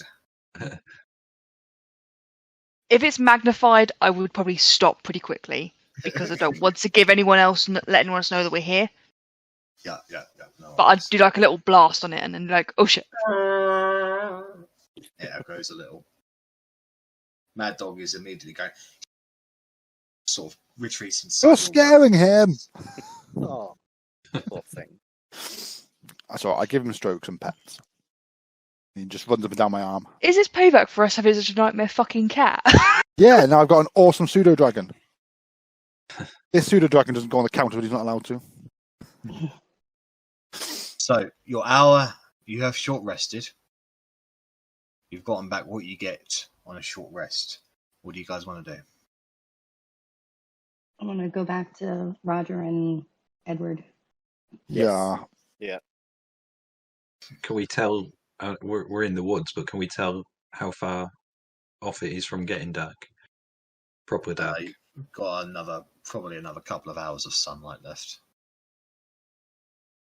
By the time you get back to them, there'll be about an hour left of sunlight. Pretty good timing, though. That sounds good. Yeah, then we can get back and make a quick plan for infiltrating this town.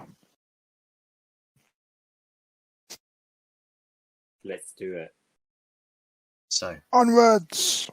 you guys continue on your ways out of the cave, out of the forest, and an hour later, you have returned to the plains, to the area that was there.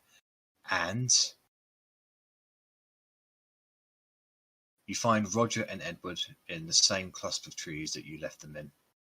And they are frantically talking with each other when they notice you approaching.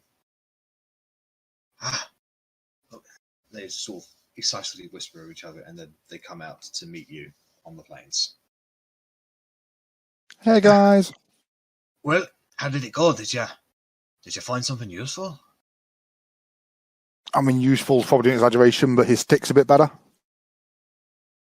I guess that can help. Everybody deserves a good stick.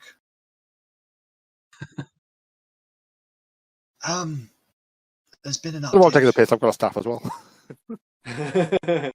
There has been a bit of an update, everyone. So the guards from both sides are being grouped together on Star's Independence side. They're being corralled together into a large pen, and they are held by rope and chain, and they've been disarmed. They are under constant guard.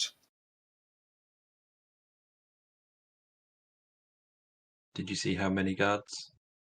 About a dozen or so.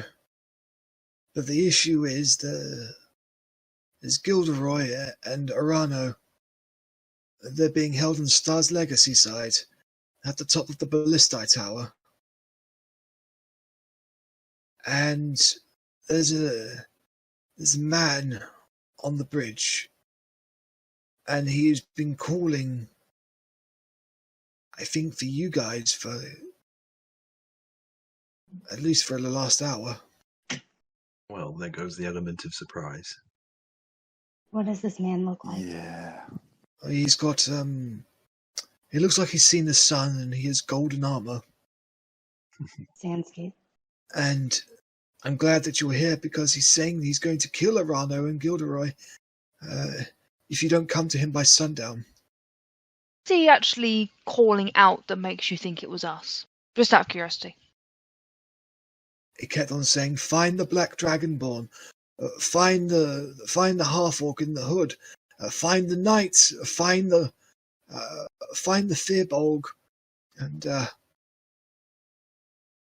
he looks towards you and he says, "Find the woman who, well, shall we say, What words did he use?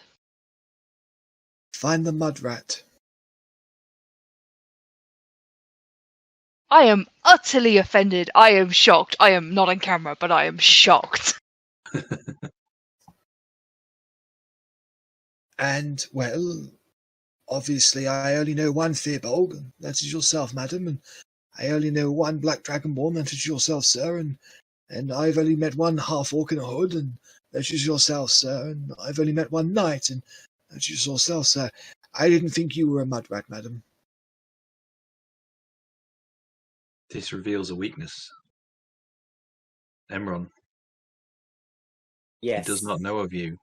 He doesn't, because I was more ratty than anyone. You know, I was a rat. I was a spider. Sorry, at that point, so none of them seen me. Perhaps you could be our ace in the hole. I didn't say Isaac either. Oh yeah.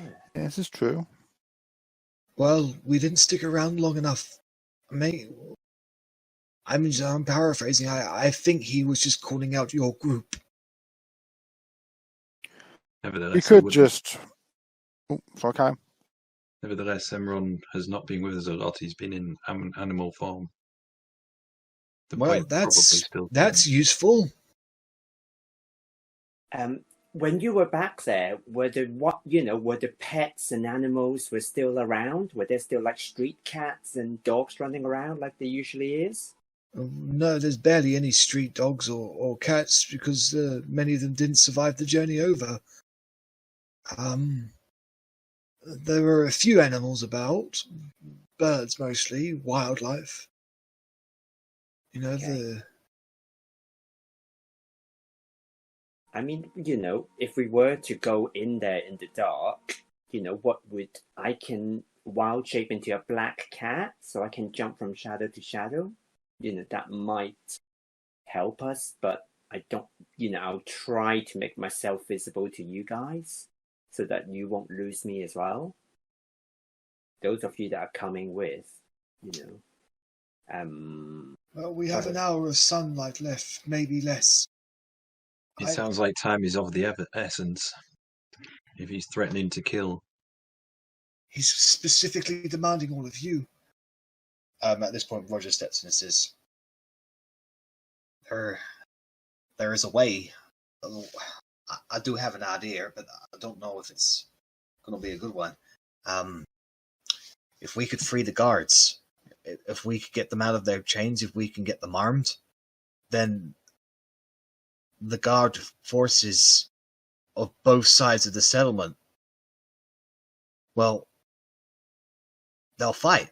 hopefully they'll fight. They should be able to distract pretty much the entire force that's there. Whilst you guys maybe save the mayors. I mean, I like Gilderoy. He's a good man. And I got nothing against Arano, but I can tell that if he were to die, that wouldn't be very good for the independence people. So if we could get the guards out, maybe that cause enough of a distraction for you to save the others. You should have more self-confidence in your ideas, soldier. That sounds like a sound strategy. I'm Yep, not it sounds I'm sensible not to a me. soldier. I was a potter in the old world. You're a soldier today.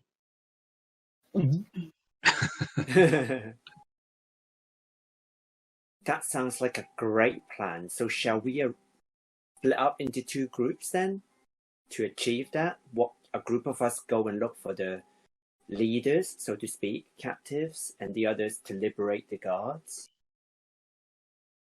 And shall we talk as we walk as well? Because time is there of the essence. So Edward and Roger are going to give you a pretty accurate description of what things are like at the moment and how things are. So what I'm going to do is, you are not there yet, but I am going to move you to the next map so you can have a much more clearer representation and accurate sensation of what's going on. Now he's keenly aware that that not all of the forces have been accounted for. They're likely traveling along the rooftops, shall we say, and they're trying to keep themselves out of sight, out of mind. But from what they saw of their scouting, he knows where at least a number of them are, and you'll be able to plan around it.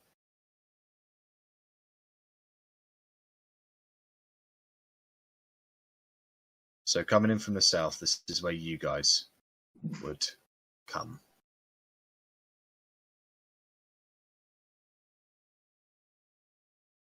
Now, obviously, you don't have to come from that area. You can come from over here, and you can come in from over here. You can Sorry, also can make... Can you on point my those 2 ping places out? over here and over here. Now, that's what happens if you come in from Independence. Another thing you can do is you can make your way up the stream a little, or down the stream, and then traveling along the embankment, you can actually, if you're lucky and you don't run into any ambushes, you can actually enter the map from here or from here. That will take time, however, and you do run the risk of ambushes. He looks pretty exposed from the other side of the river as well. That's because they didn't see very well over the other side of the river, because they didn't get that side over. All you can tell was that there are a couple of guards over there watching, that the 3 ballistae were manned by the New Order, and that they were very evidently displaying Arano and Gilderoy at the top of the tower here. So they're the real ones, real Gilderoy and Arano. He could see that they were bound to posts, so it stands Okay. to reason that they are the right ones. When I said exposed, I meant if we came in along the riverbank, we'd be exposed to the ballista tower and anything on the other side of the river. That's right, yeah. So the main way in offers shelter from the ballistae. It's going to be watched heavily. It'll be watched heavily, yeah. Any thoughts?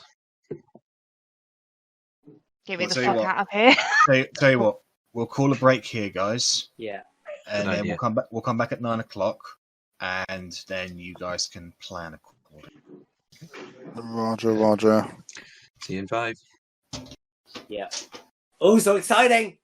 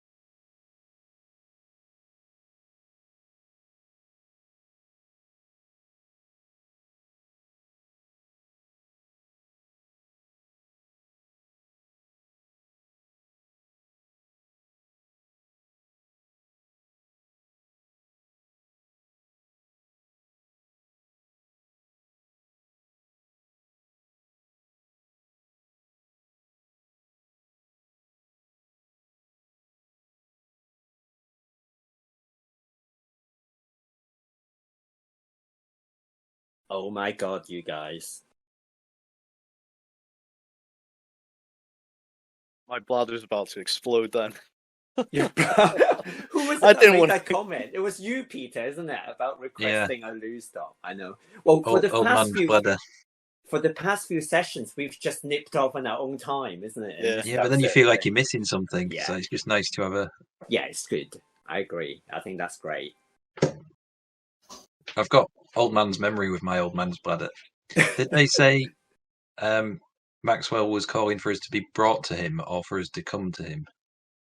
For us to come to him. So I mean, that is an option. We could just walk up and see.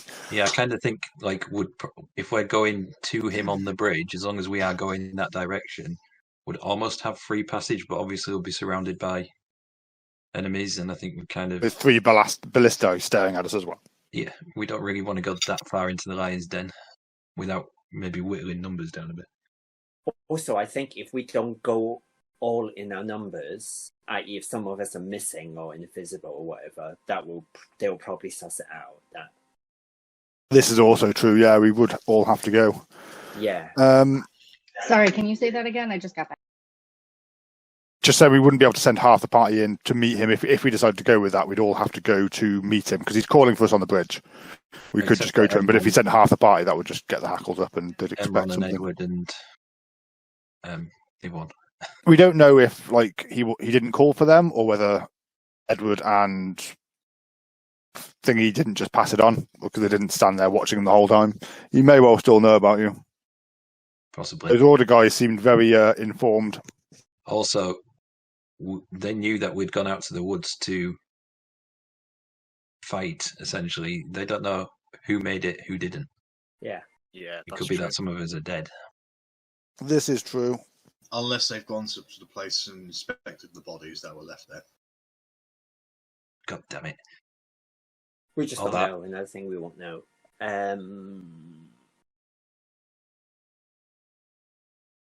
Is everyone back, by the way? I believe so, yeah. Yeah. So what does everyone think? Shall we go? Shall we split up? That idea has its strengths and its weaknesses. I don't see how we can save both sides without splitting up. If we free the guards, they're going to get word and they're going to kill Arano and Gilderoy. If we free Gilderoy and Arano, then I think all the guards are going to be put to death. Which building from our memory would be the building for their base?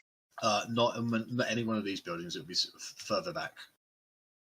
Is it like is it left, right, or middle though? It would be. I thought it was in the middle. In terms of how the map is, it would be right, like sort of middle right. There, but just like a few houses back. Like a few more houses back. Yeah, like I'm thinking like 3, possibly 4 houses back. Oh, Okay. Go to Independence here.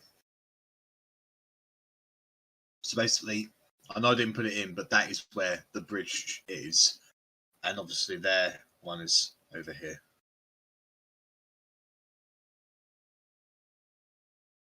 So what's on the map is essentially what this square is. Yeah. So if you were going to put it like, basically that would be where they were being held, effectively, the guards. And then if you go over to Star's Legacy side,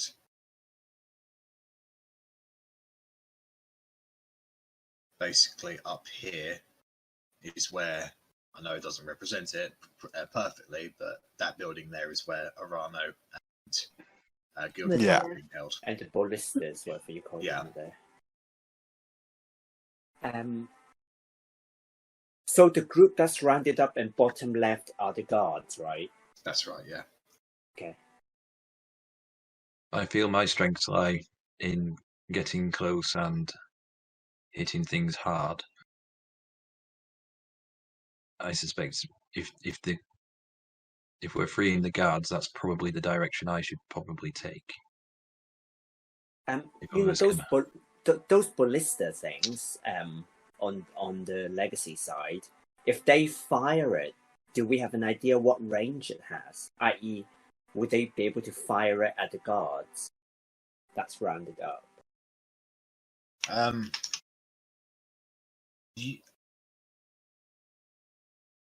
Emron wouldn't know this because it's Yeah. not his area of expertise. But I would say Sparhawk would know, and that ballistae tend to have a range of an accurate range of 120 feet, but they can shoot out to 480 feet. Okay. But I don't know exactly whether there's lines of sight or anything like that. From a description, it'd be hard to tell whether there's line of sight. The operator would need to see. Yeah, we're not actually seeing this. This is just from a description, isn't it? Yeah, it's just from the description, yeah. I mean, How I'm long? asked. Go on, Agnes. How long do they take to reload? They're a special item, so since from what you can tell, there's only one person operating on a ballistae. It will take one action to load it, one action to aim it, and one action to fire it. So once every 3 rounds. yeah, so once every 15 seconds. No, 18 seconds basically. I asked this because in case if we can form some kind of distraction on the independent side, if we're able to pull the ballista's focus to that, then in the dead of night there is a chance that those of us that cannot go invisible or go into animal form may be able to cross the bridge if we get lucky dice rolls and have buffs.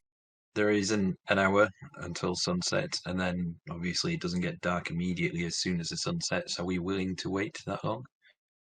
Are we willing to chance?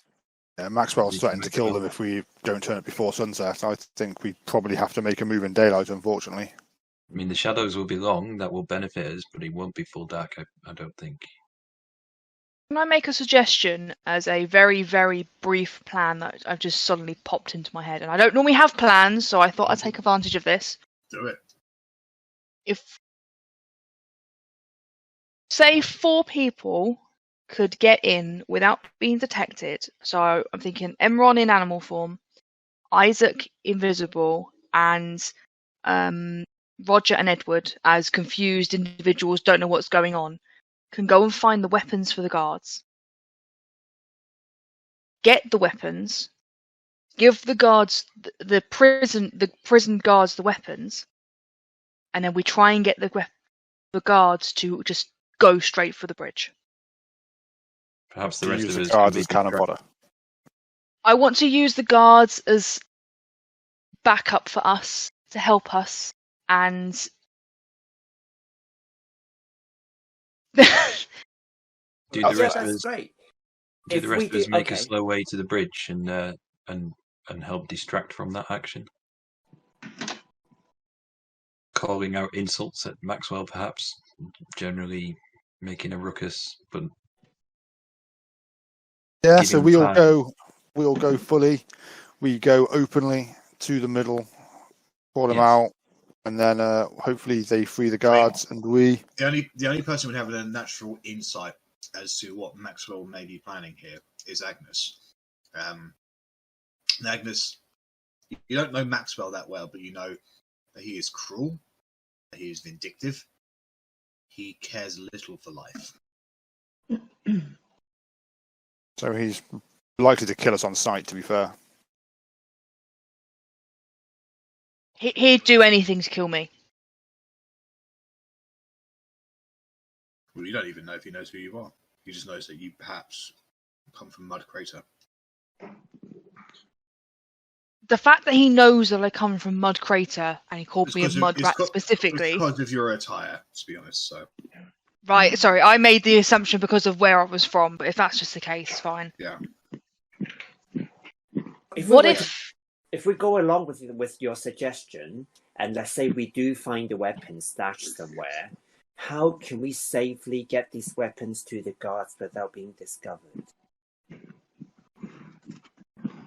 Sounds like Edward has explained that the settlement guardsmen are under lock and key and guarded by New Order stooges. You can't just Well walk done, up and give them I'd the forgotten that bit. If they're guarded by New Order people and we find a way to incapacitate them, surely they would have some weapons that we could arm some of the guards with. And Yes. then maybe we can find some improvised weapons. Like at this point, I think numbers are maybe even more important for starting to overwhelm people than Yeah, perhaps speed is the melee essence. weapons. Perhaps we all hit. Isaac and Sparhawk, I want you guys to make intelligence checks due to your what you would know from your backgrounds. No. Duh, says Isaac. Something happened. I Just a told you straight, you're going to need that roll. Distracted by his pretty stick. just straight intelligence, not Yes, please. history or anything like that. No, just straight intelligence. Yeah, Okay. No worries. Thank Be you. a smart group. intelligence isn't usually a quality of a soldier. He says This generalizing. is true.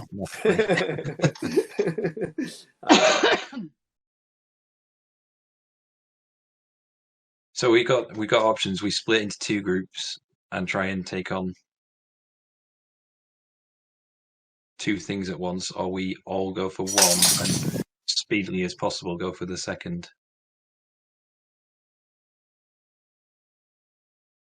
What do you think would be the real threat to us, like within the different troops? The ones on. I feel that Maxwell will be a threat, and he will probably keep his lieutenants close to him. That would make sense for most commanders. I was thinking we could possibly get 3, maybe 4 of us over the other side and into where. Isn't the river pretty much unpassable around the settlement? We'd have to head further up the stream. It would delay us by an hour or so. Well, I was thinking just going straight over the bridge as invisibility, and can't 2 of you change your form? I can disguise myself, but Yeah. I don't even know if Order are normally crossing across the bridge. Perhaps they're under orders that they don't change bridges purely to stop shit like this happening. Yeah, just I'm only. It'd be a risky thing to try without any knowledge. I can Jack, definitely. I can turn into a question. rat and just go for it because I'm sure that it's not unusual for rats to be around in a dirty I can town. probably get my familiar across, but I can only control him up to 100 feet. He can go over there and look, and I can see through his eyes. If he runs into any problems, I can't get him to do anything. He'll just act like a normal pseudo dragon, I think. Sorry, Cora, you got something? Yeah, I just wanted to know, this bridge is only about 3 people wide. These rocks over here, is this something that somebody agile would be able to use to get across as well? See why not? Good luck doing that without being spotted, though. No, but if we unleashed, these guards and they were running over to attack, I wouldn't want a bunch of sitting ducks on the bridge. Very fair. I was just thinking that the quicker you could get numbers over, the better. Jack, Well- can I ask you, on terms of this map, these buildings here, Yeah, they are just as tall as the central building, isn't it? that's right. Yeah. Okay. And these steps lead up to the main platform. That's then right, these yeah. steps go up to the roof. That's right. Okay. Yes. So I don't know. You guys also have seen the ballista enough to know that they point in basically one direction with like maybe a 30-degree kind of angle. So basically they're built this fixed ballista to point downwards. So if they were approached from the side or from behind, they're useless. So just so you guys know, there is a way, I will have to be on my own. I can probably get to where I'm painting on the map to go up these stairs, by going down the river, because I can wild shape as a giant octopus to swim underwater downstream. And if I come up here where I paint, I'll be hidden by these tall blocks and they will not see me. So long You as would nobody be. notices a giant octopus coming out of the water. You Well, would be cut if off, I and if I come out from there though, I'd be hidden by these buildings, right? If I swim really slow in the water, Assuming that there's nobody around there. A snake has a swimming speed too. Maybe that would be less visible. I don't know how fast it is. let me check. I can't do it. Yeah. It That's sounds true. Pseudo Dragon does not. It does have a fly speed, which I wasn't expecting to have a fly speed. it sounds a nice. risky proposition, Emron. You would be cut off and separate What? from us. Yeah, that's the only thing. Really, that is the only thing. I feel this special K group has a recurring theme of overcomplicating our planning. Yes. we do. Perhaps we should keep it to we free the guards, we take the bridge. Oh, it's fine. But what if they just kill Gilderoy and Arano as soon as it starts? I feel they need them as a bargaining chip. Perhaps they may choose to do that if they think they're going to lose. They may do that the minute they see us. It's a risk, a gamble.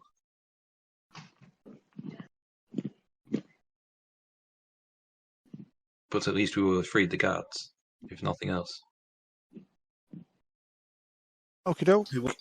Who was it that was saying to Gilderoy just the other session that a true leader, makes sacrifices? I think Sparhawk did. Not to worry about his shoes.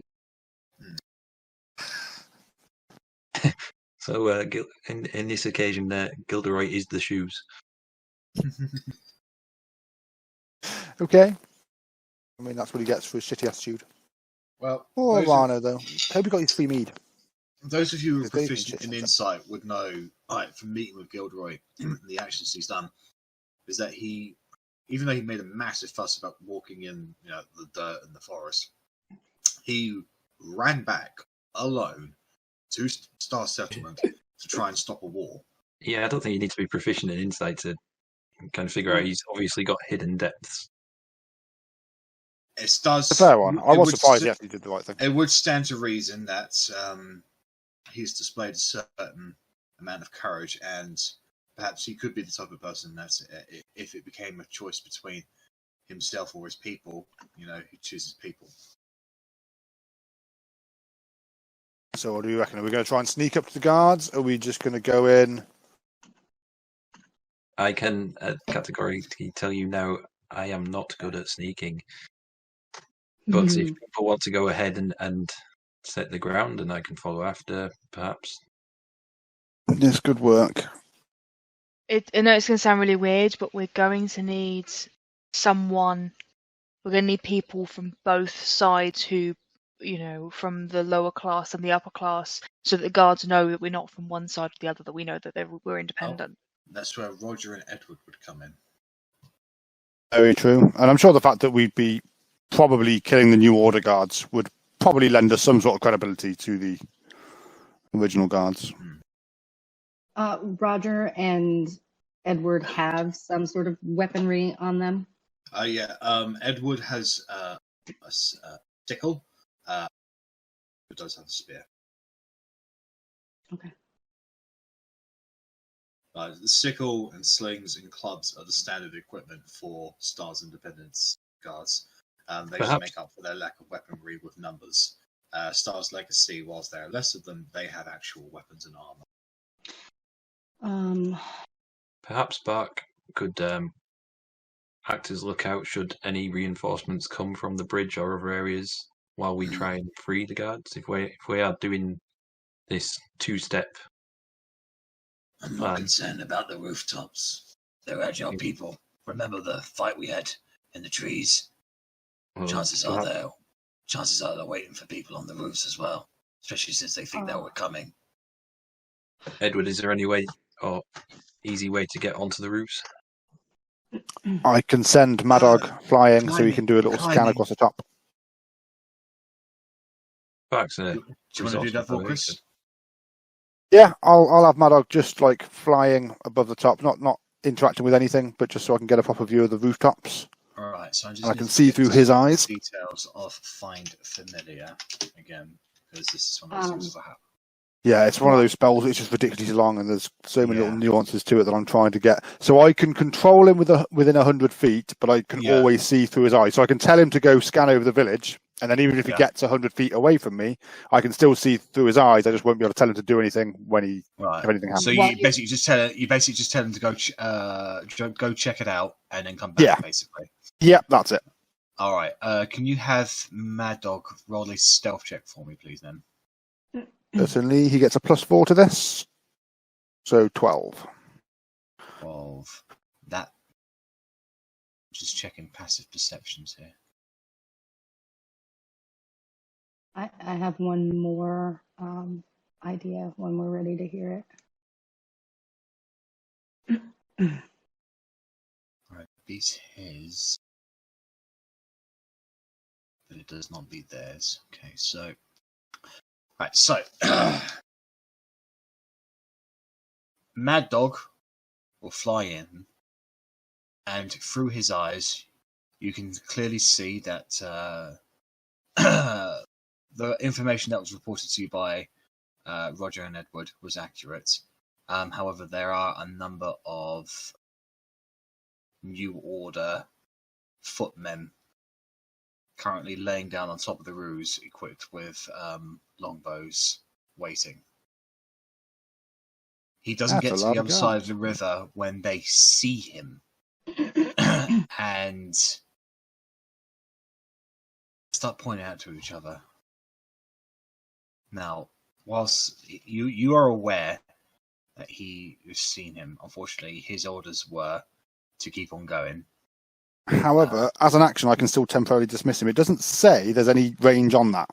No. So if I see that they're spotting him, so yes, I just boom, disappear, and then boom, reappear on my shoulder.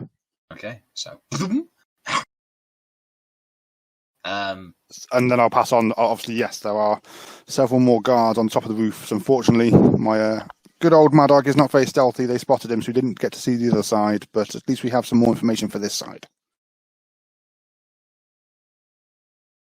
I suspect we can probably expect the same treatment over there too.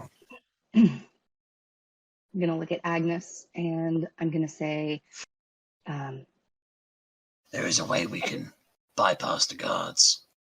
He's calling for us, right? Let's accept his invitation, just walk straight up, and then those who wants to go stealth whilst we walk straight up, they go do what they need to do to free the guards. Can I insight that? Because that is a very dangerous thing that's being proposed, but I just want insight to make sure that. To make sure. What? Oh, I'm sorry. I thought that was Edward who said that. No, that was Bark. I was going to say, why are we inciting our own party members here? I know he's not here, but I'm not that old. Cheeky half. So we're back to some of us openly working our way towards the bridge, while others stealthily try and free the guards. I mean, it's not a horrible plan, and if the guards get free and get armed, I say let out a cheer, and then we just start blasting.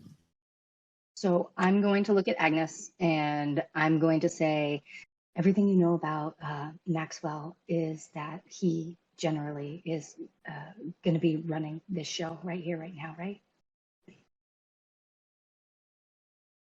I don't know how much that other Goliath, I want to say Goliath guy that we met would be, but this guy would definitely know how to position people in a way that would get their maximum use.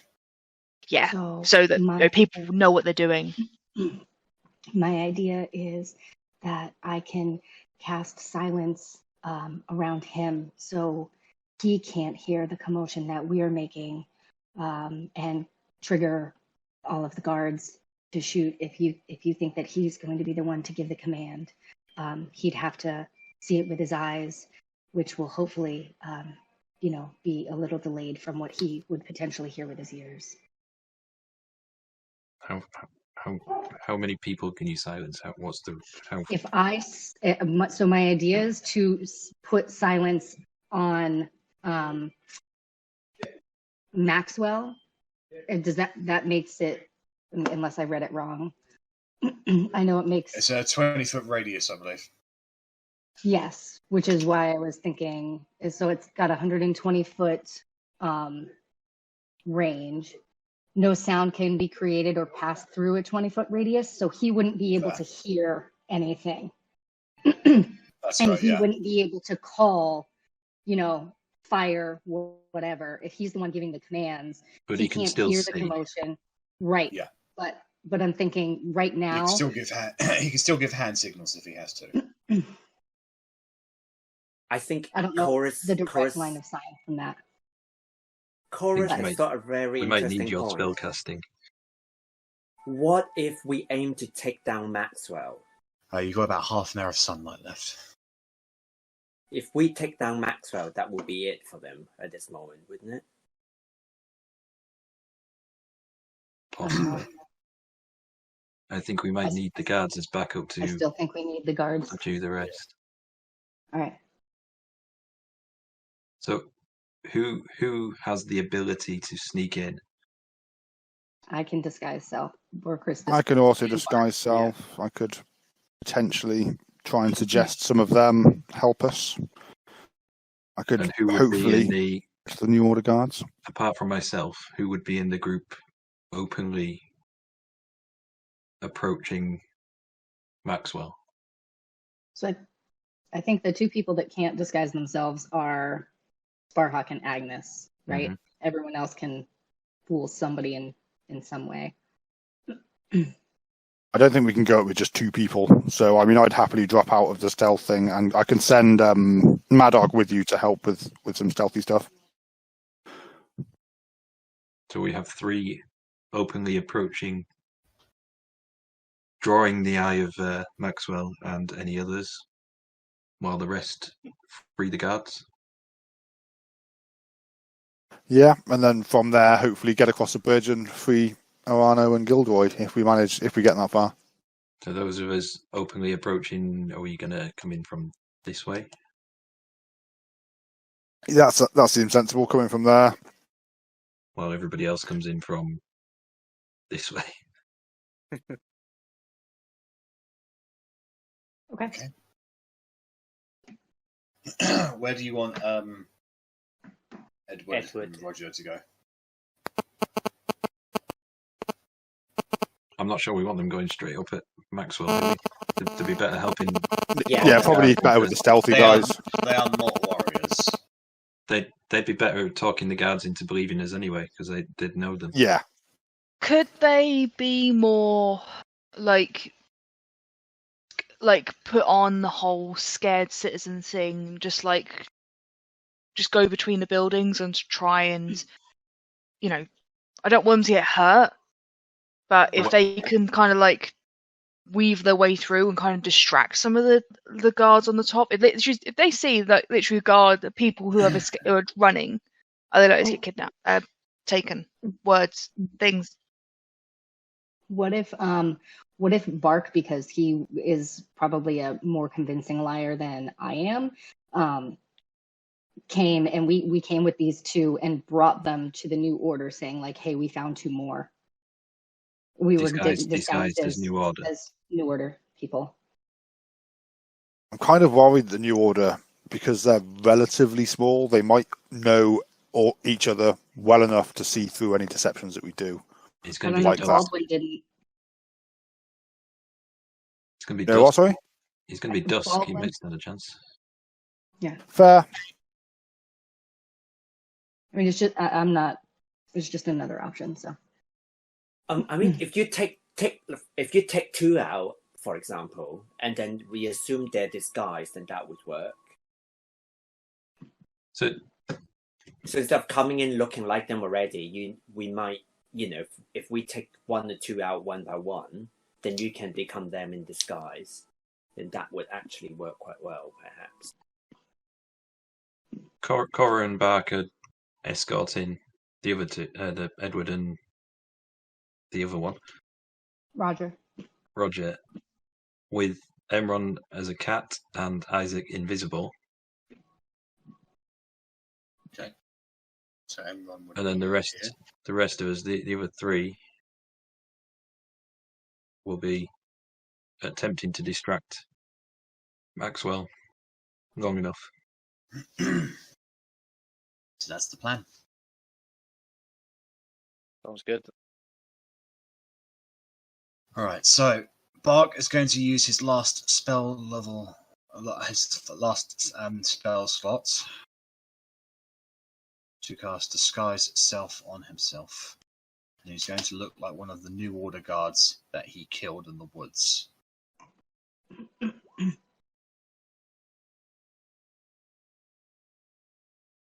And Cora, who are you looking at? Who are you looking like? I would also look at like one of the archers. I mean, One of the guards that was killed, or one of Yeah. the foot soldiers that were killed in the woods. yes. Okay. Isaak, you cast invisibility on yourself, is that right? Yep, that's right. So, I'm giving you all little blue dots, just so we know.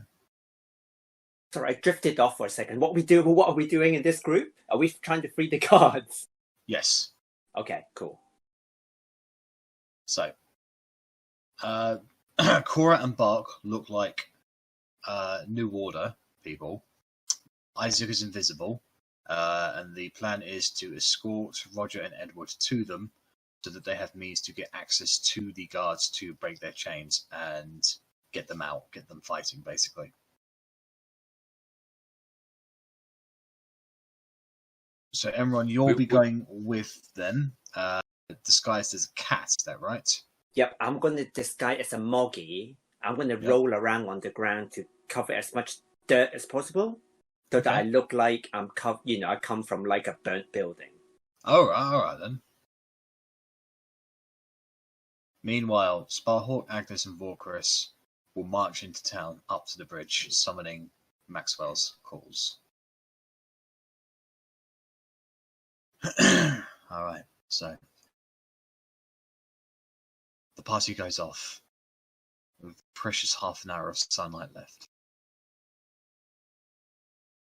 Making your way into Stars Independent, you split off. And a couple of minutes later, do you actually see people?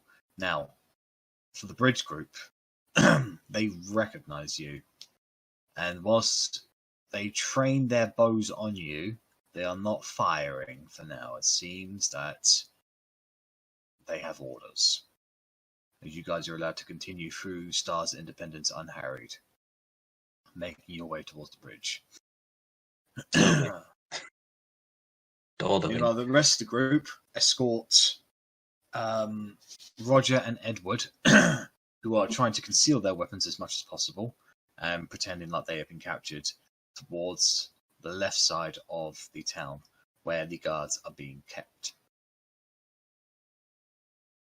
Now, the ones who initially see you are the foot soldiers on the rooftops, and they don't actually pay you much mind. They're not close enough to like really inspect you. They just see a similar outfit and assume that you belong there.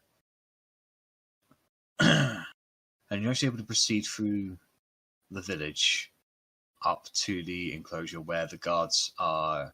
They're basically all being put together with rope at the moment. So they're all tied together with rope, and that this side here and here are posts with chains that the two corners, they are chained to. So basically they're chained to these posts, and then ropes connect them to every other like person, like basically kind of like a net, effectively. Just their arms are bound, so they can't. That's preventing them from move. Like they can all stand up, but they won't be able to really move anywhere. All of their weapons have been taken off of them. The Star Legacy people still have their armor on. So, and as you get closer and closer, you get closer to the foot soldiers who are training longbows on them at the moment. When this one turns around and sees you coming, turns towards Cora and Bark, and says, "What's that you got there?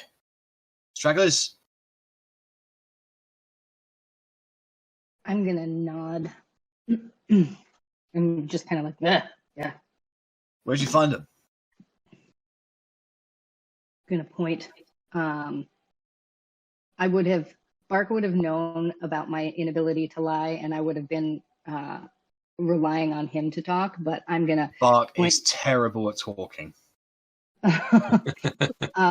So I'm going to point. Actually, you know what? I'm not gonna lie about it. I'm gonna say we found him just outside of town, trying to escape. Right. I do want you to make a deception checks, however, because you are trying to decept your way past them. The DC is low because it's pretty, they have no reason to not trust you at the moment.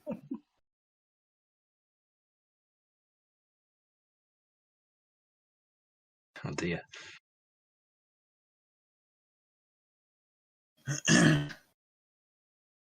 He says, all right then, bring him in.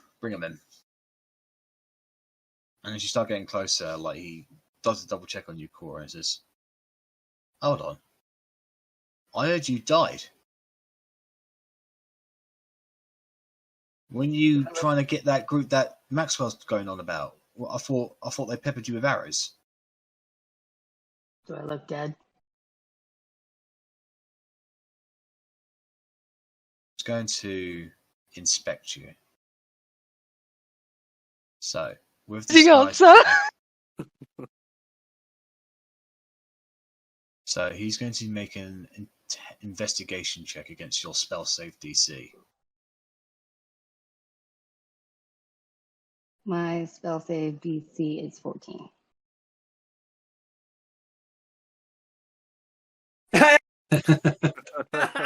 Classic. That is great. So, well, good to see that you survived. All right, in you go then. I told you soldiers didn't have to be intelligent. So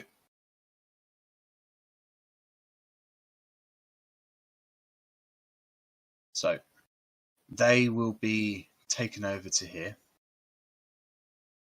Their longbows being kept on Edward and Roger at the moment. So Bark is going to be reactionary to him because I don't know what he would do in this situation. What would Isaak, Cora, and Isaak do in this point?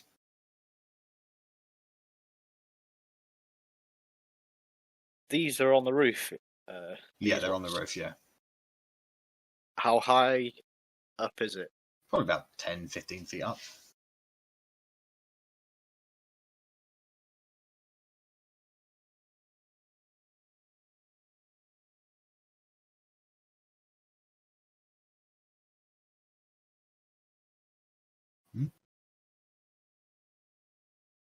Did you have a? I was thinking I could get up there, but then I'd probably draw the attention of everybody. I mean, you don't forget about your daggers. You're invisible. You could just stab somebody right in the neck if this is what we're doing.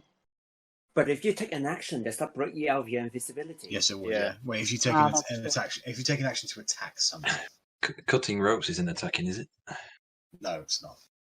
So could I try and sneak up to? Make a stealth check. Oh. With advantage because you are invisible. 8.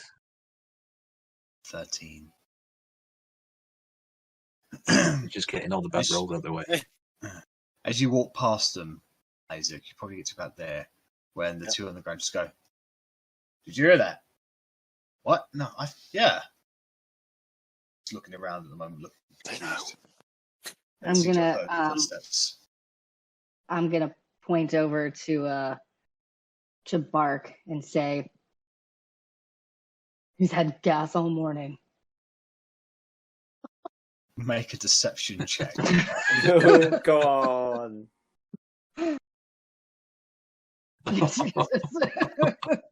They're going to make an insight check against you. Ugh. You having a laugh? At this point, just so everybody else knows, I am shaking. You having a laugh? Of what?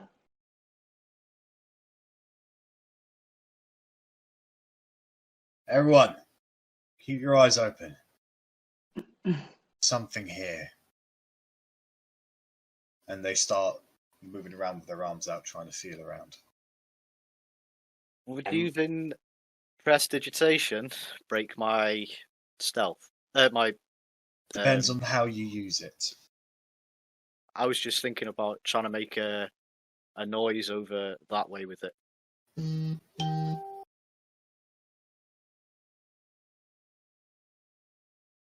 It's gonna put the thing in for you.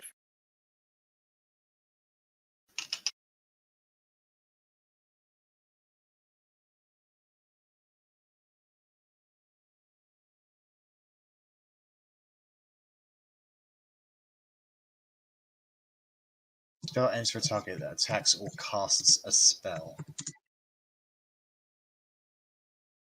So if you're attacking, yes. If you're casting a spell, yes. But if you're cutting rope, no. Right, okay. Scrap that then. I'm going to cause a distraction as a cat. Okay. So you suddenly see this cat kind of come around there to near where Isaak is. And then it's just going to chase around his tail, like, you know, crazy, like Zoomy cat. Make a persuasion roll as a cat.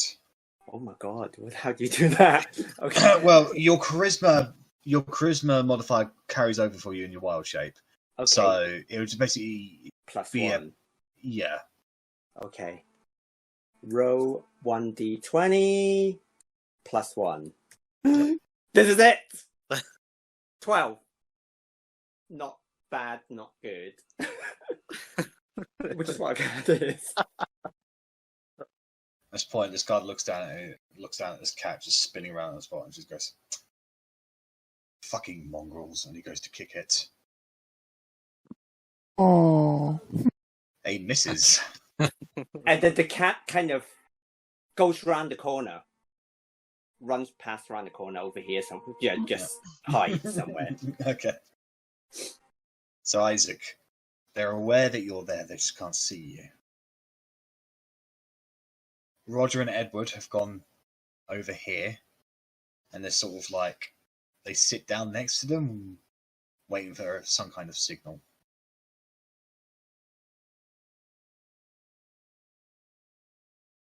What do you guys want to do? Is Isaak over cutting You rope? can't see, you can't see Isaak, so. Can I move to there and start trying to free them? So you bring your dagger out, and you slowly start cutting. They're going to make a perception check to see if they notice this, because they are being very aware at the moment.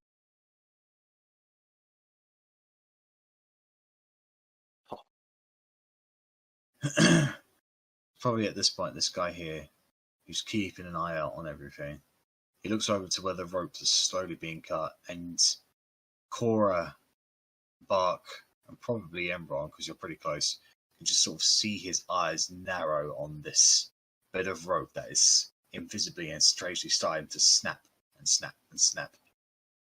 What do you guys do? Can I go into this house? Yeah. And do I see anything like in there, or is it just empty? There are people in there at the moment. They are sort of huddling around a table, just being deathly quiet, enjoying a meal at themselves. They look ghostly white, like they're super scared. And then they do notice a cat walk in, and they're looking at it like really confused. Okay. Okay, so Emron. So that's what so that's what you've done in that instant, Emron. So Okay. you've gone inside the house. Oh wait, yeah. Cora and Bark, what are you going to do? Well, Cora, what are you going to do? This is hard. I'm not taking any initiatives with Bark at this moment. So I know. It's hard because I know what Kristen would do. I know what Cora would do, but Cora would be following Bark's lead. I mean, Kristen will channel. don't get me wrong, but I'm thinking if things are about to go tits up, I'm fairly certain Bart will just take out his bow and shoot the guy. Yeah. Cora's gonna follow along with what she thinks Bark would do, and at this point, if this guy is the one who is. That's right. Yeah. All right. So I'm going to look at Bark and say, now, take out my crossbow and I suppose start initiative. And I would tell Bark to hit that guy. And I'll take out my mace and I will go for that guy. We'll get back to that then. Oh my god! Sparhawk, Agnes, and Volchris, you're moving through the town. How far Trying would to we walk with a confidence I do not feel. So, would you say, Sparhawk? How far would we have got in that sort of time frame? You've got basically 10 minutes here, so we'd have got all the way to the bridge then. You would easily be able to get all the way to the bridge. So, as you guys proceed onwards, go around the corner, and you see the bridge before you, and you see the sun-skinned, golden-armored, callous-looking Maxwell Sandscape standing on the bridge. And he sees you approaching him.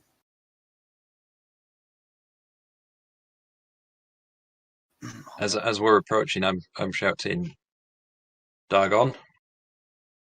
Is Dagon here? Where's the man called Dagon?"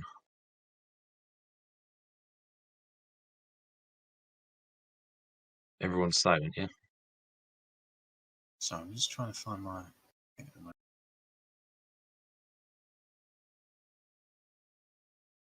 There we go.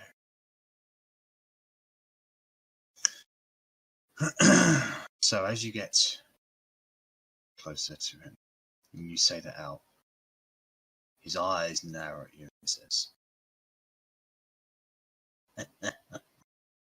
Dagon does not need to waste time with any of you.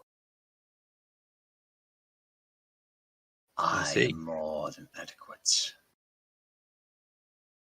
So, you nearly disrupt our plans after we generously offered you to join. This was a big mistake.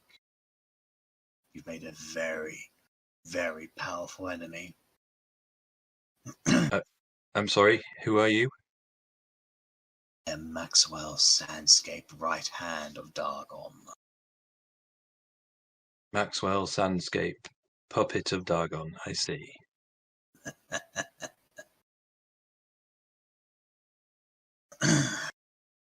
He just smiles, blinks slowly, opens his eyes. You've been calling for us. We are here. I have. You needed to destroy everything we've been working for quite a while, in such a short amount of time. Such a thing is commendable if it wasn't so irritating. We'll have to try harder next time. There won't be a next time, I'm sure. However, I appreciate the fact that you have answered my summonings.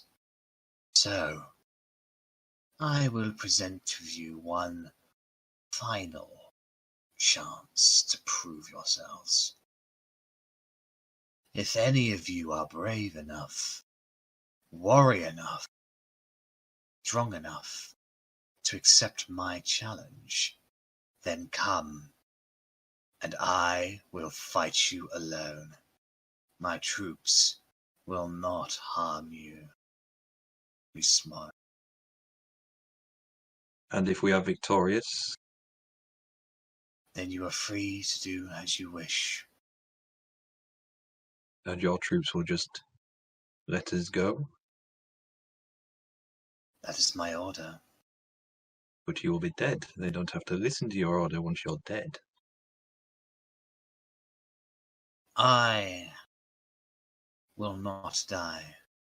But if they are aware, if Dagon becomes aware that they violated my direct orders, well, there's nowhere in this new world that they will be safe.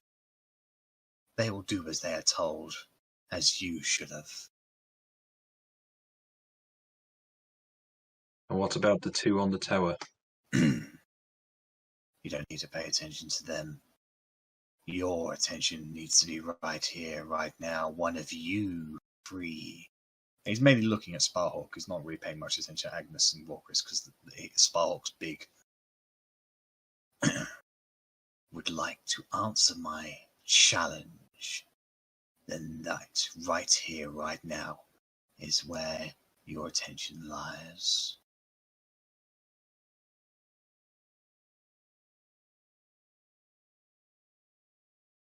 I believe in challenges. However, my attention is still drawn by those two on the tower.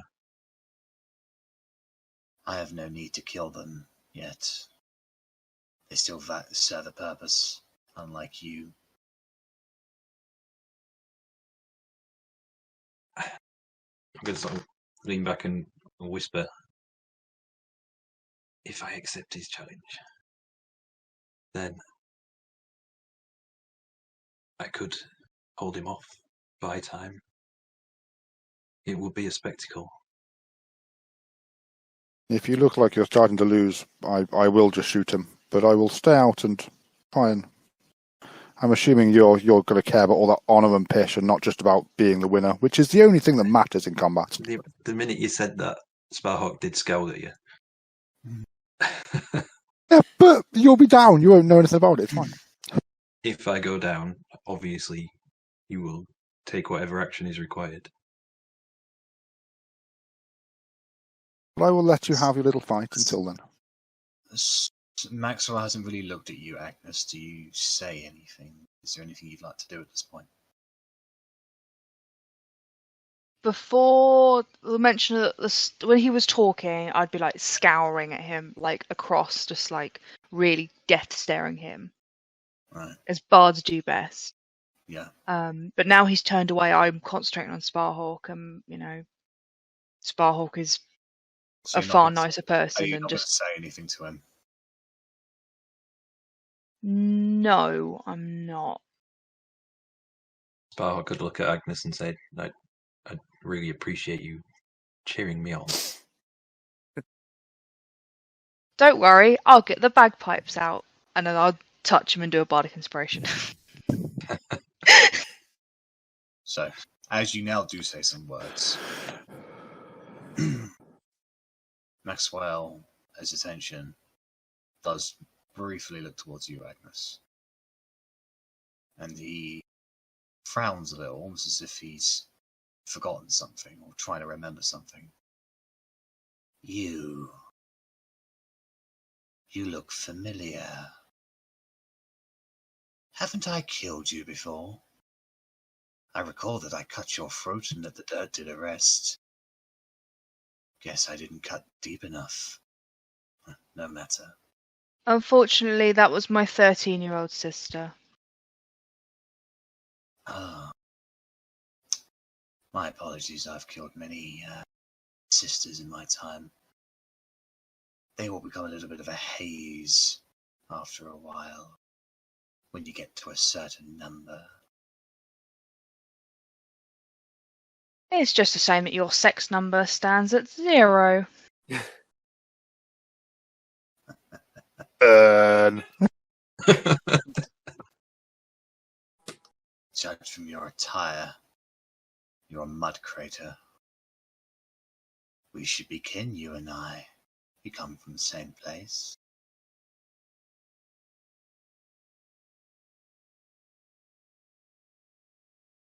Sparhawk, fucking kill him. Sorry, Isaak. Sparhawk, fucking kill him. Well, I accept your challenge. come forward then, prospect. New order. Heed my commands. You will not harm this one. Let him through. You climb over the barricades and come to meet him. It's just you and me. New order. My command stands, even after my death. This one is mine. Kill the rest. Can you roll initiative, please? And it's right at this point that basically what's happening over on the other side will come to fruition. So we're all in sync now. Basically, yeah. Yep. So everyone rolls initiative then? Yeah. Because he's a traitorous bastard who's now trying to kill us all. Doesn't sound very much like an honourable challenge. Oh, he's not an honourable man. Ooh. Didn't expect him to be. Hear that, Sparhawk? He's not honourable. Kill him. Honour's all important and shite.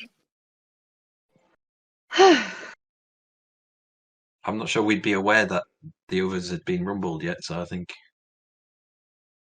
Well, no, but I'm aware that he just told the guards to kill us, so Oh, I'm yes, not yes. standing around waiting for them to do that. I did hear that, you're right. My perception's not that bad. Well, he's going to be focusing on you whilst his men deal with everything else. Yes. Get his one up.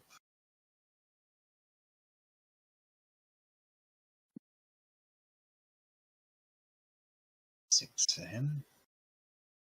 And then I need to roll for Bark as well.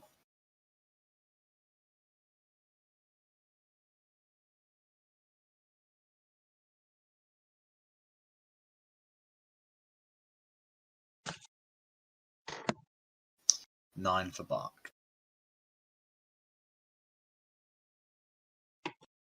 Right, let's have a look here. Okay, so Emron will go before Star's Independence. Agnes will go before Sparhawk. Edward and Star's Legacy will go at the same time. Roger would actually go before Maxwell because he's got a higher dex. Is anybody not on the turn order? I'm all the way at the bottom. Me too! I'm just above you. Clerics are always at the bottom of the initiative. So Oh, Maxwell God. reaches behind him and he pulls out a long greatsword that looks. It's sharp, don't get me wrong, but it looks kind of muddied, even rusted in a way, almost serrated. And he goes, "Fortunately, there's not a lot of mud on this bridge to drown you with. Fortunately, Mud Drowner is more than sufficient to kill you." And I think that's where we're going to leave it off, guys.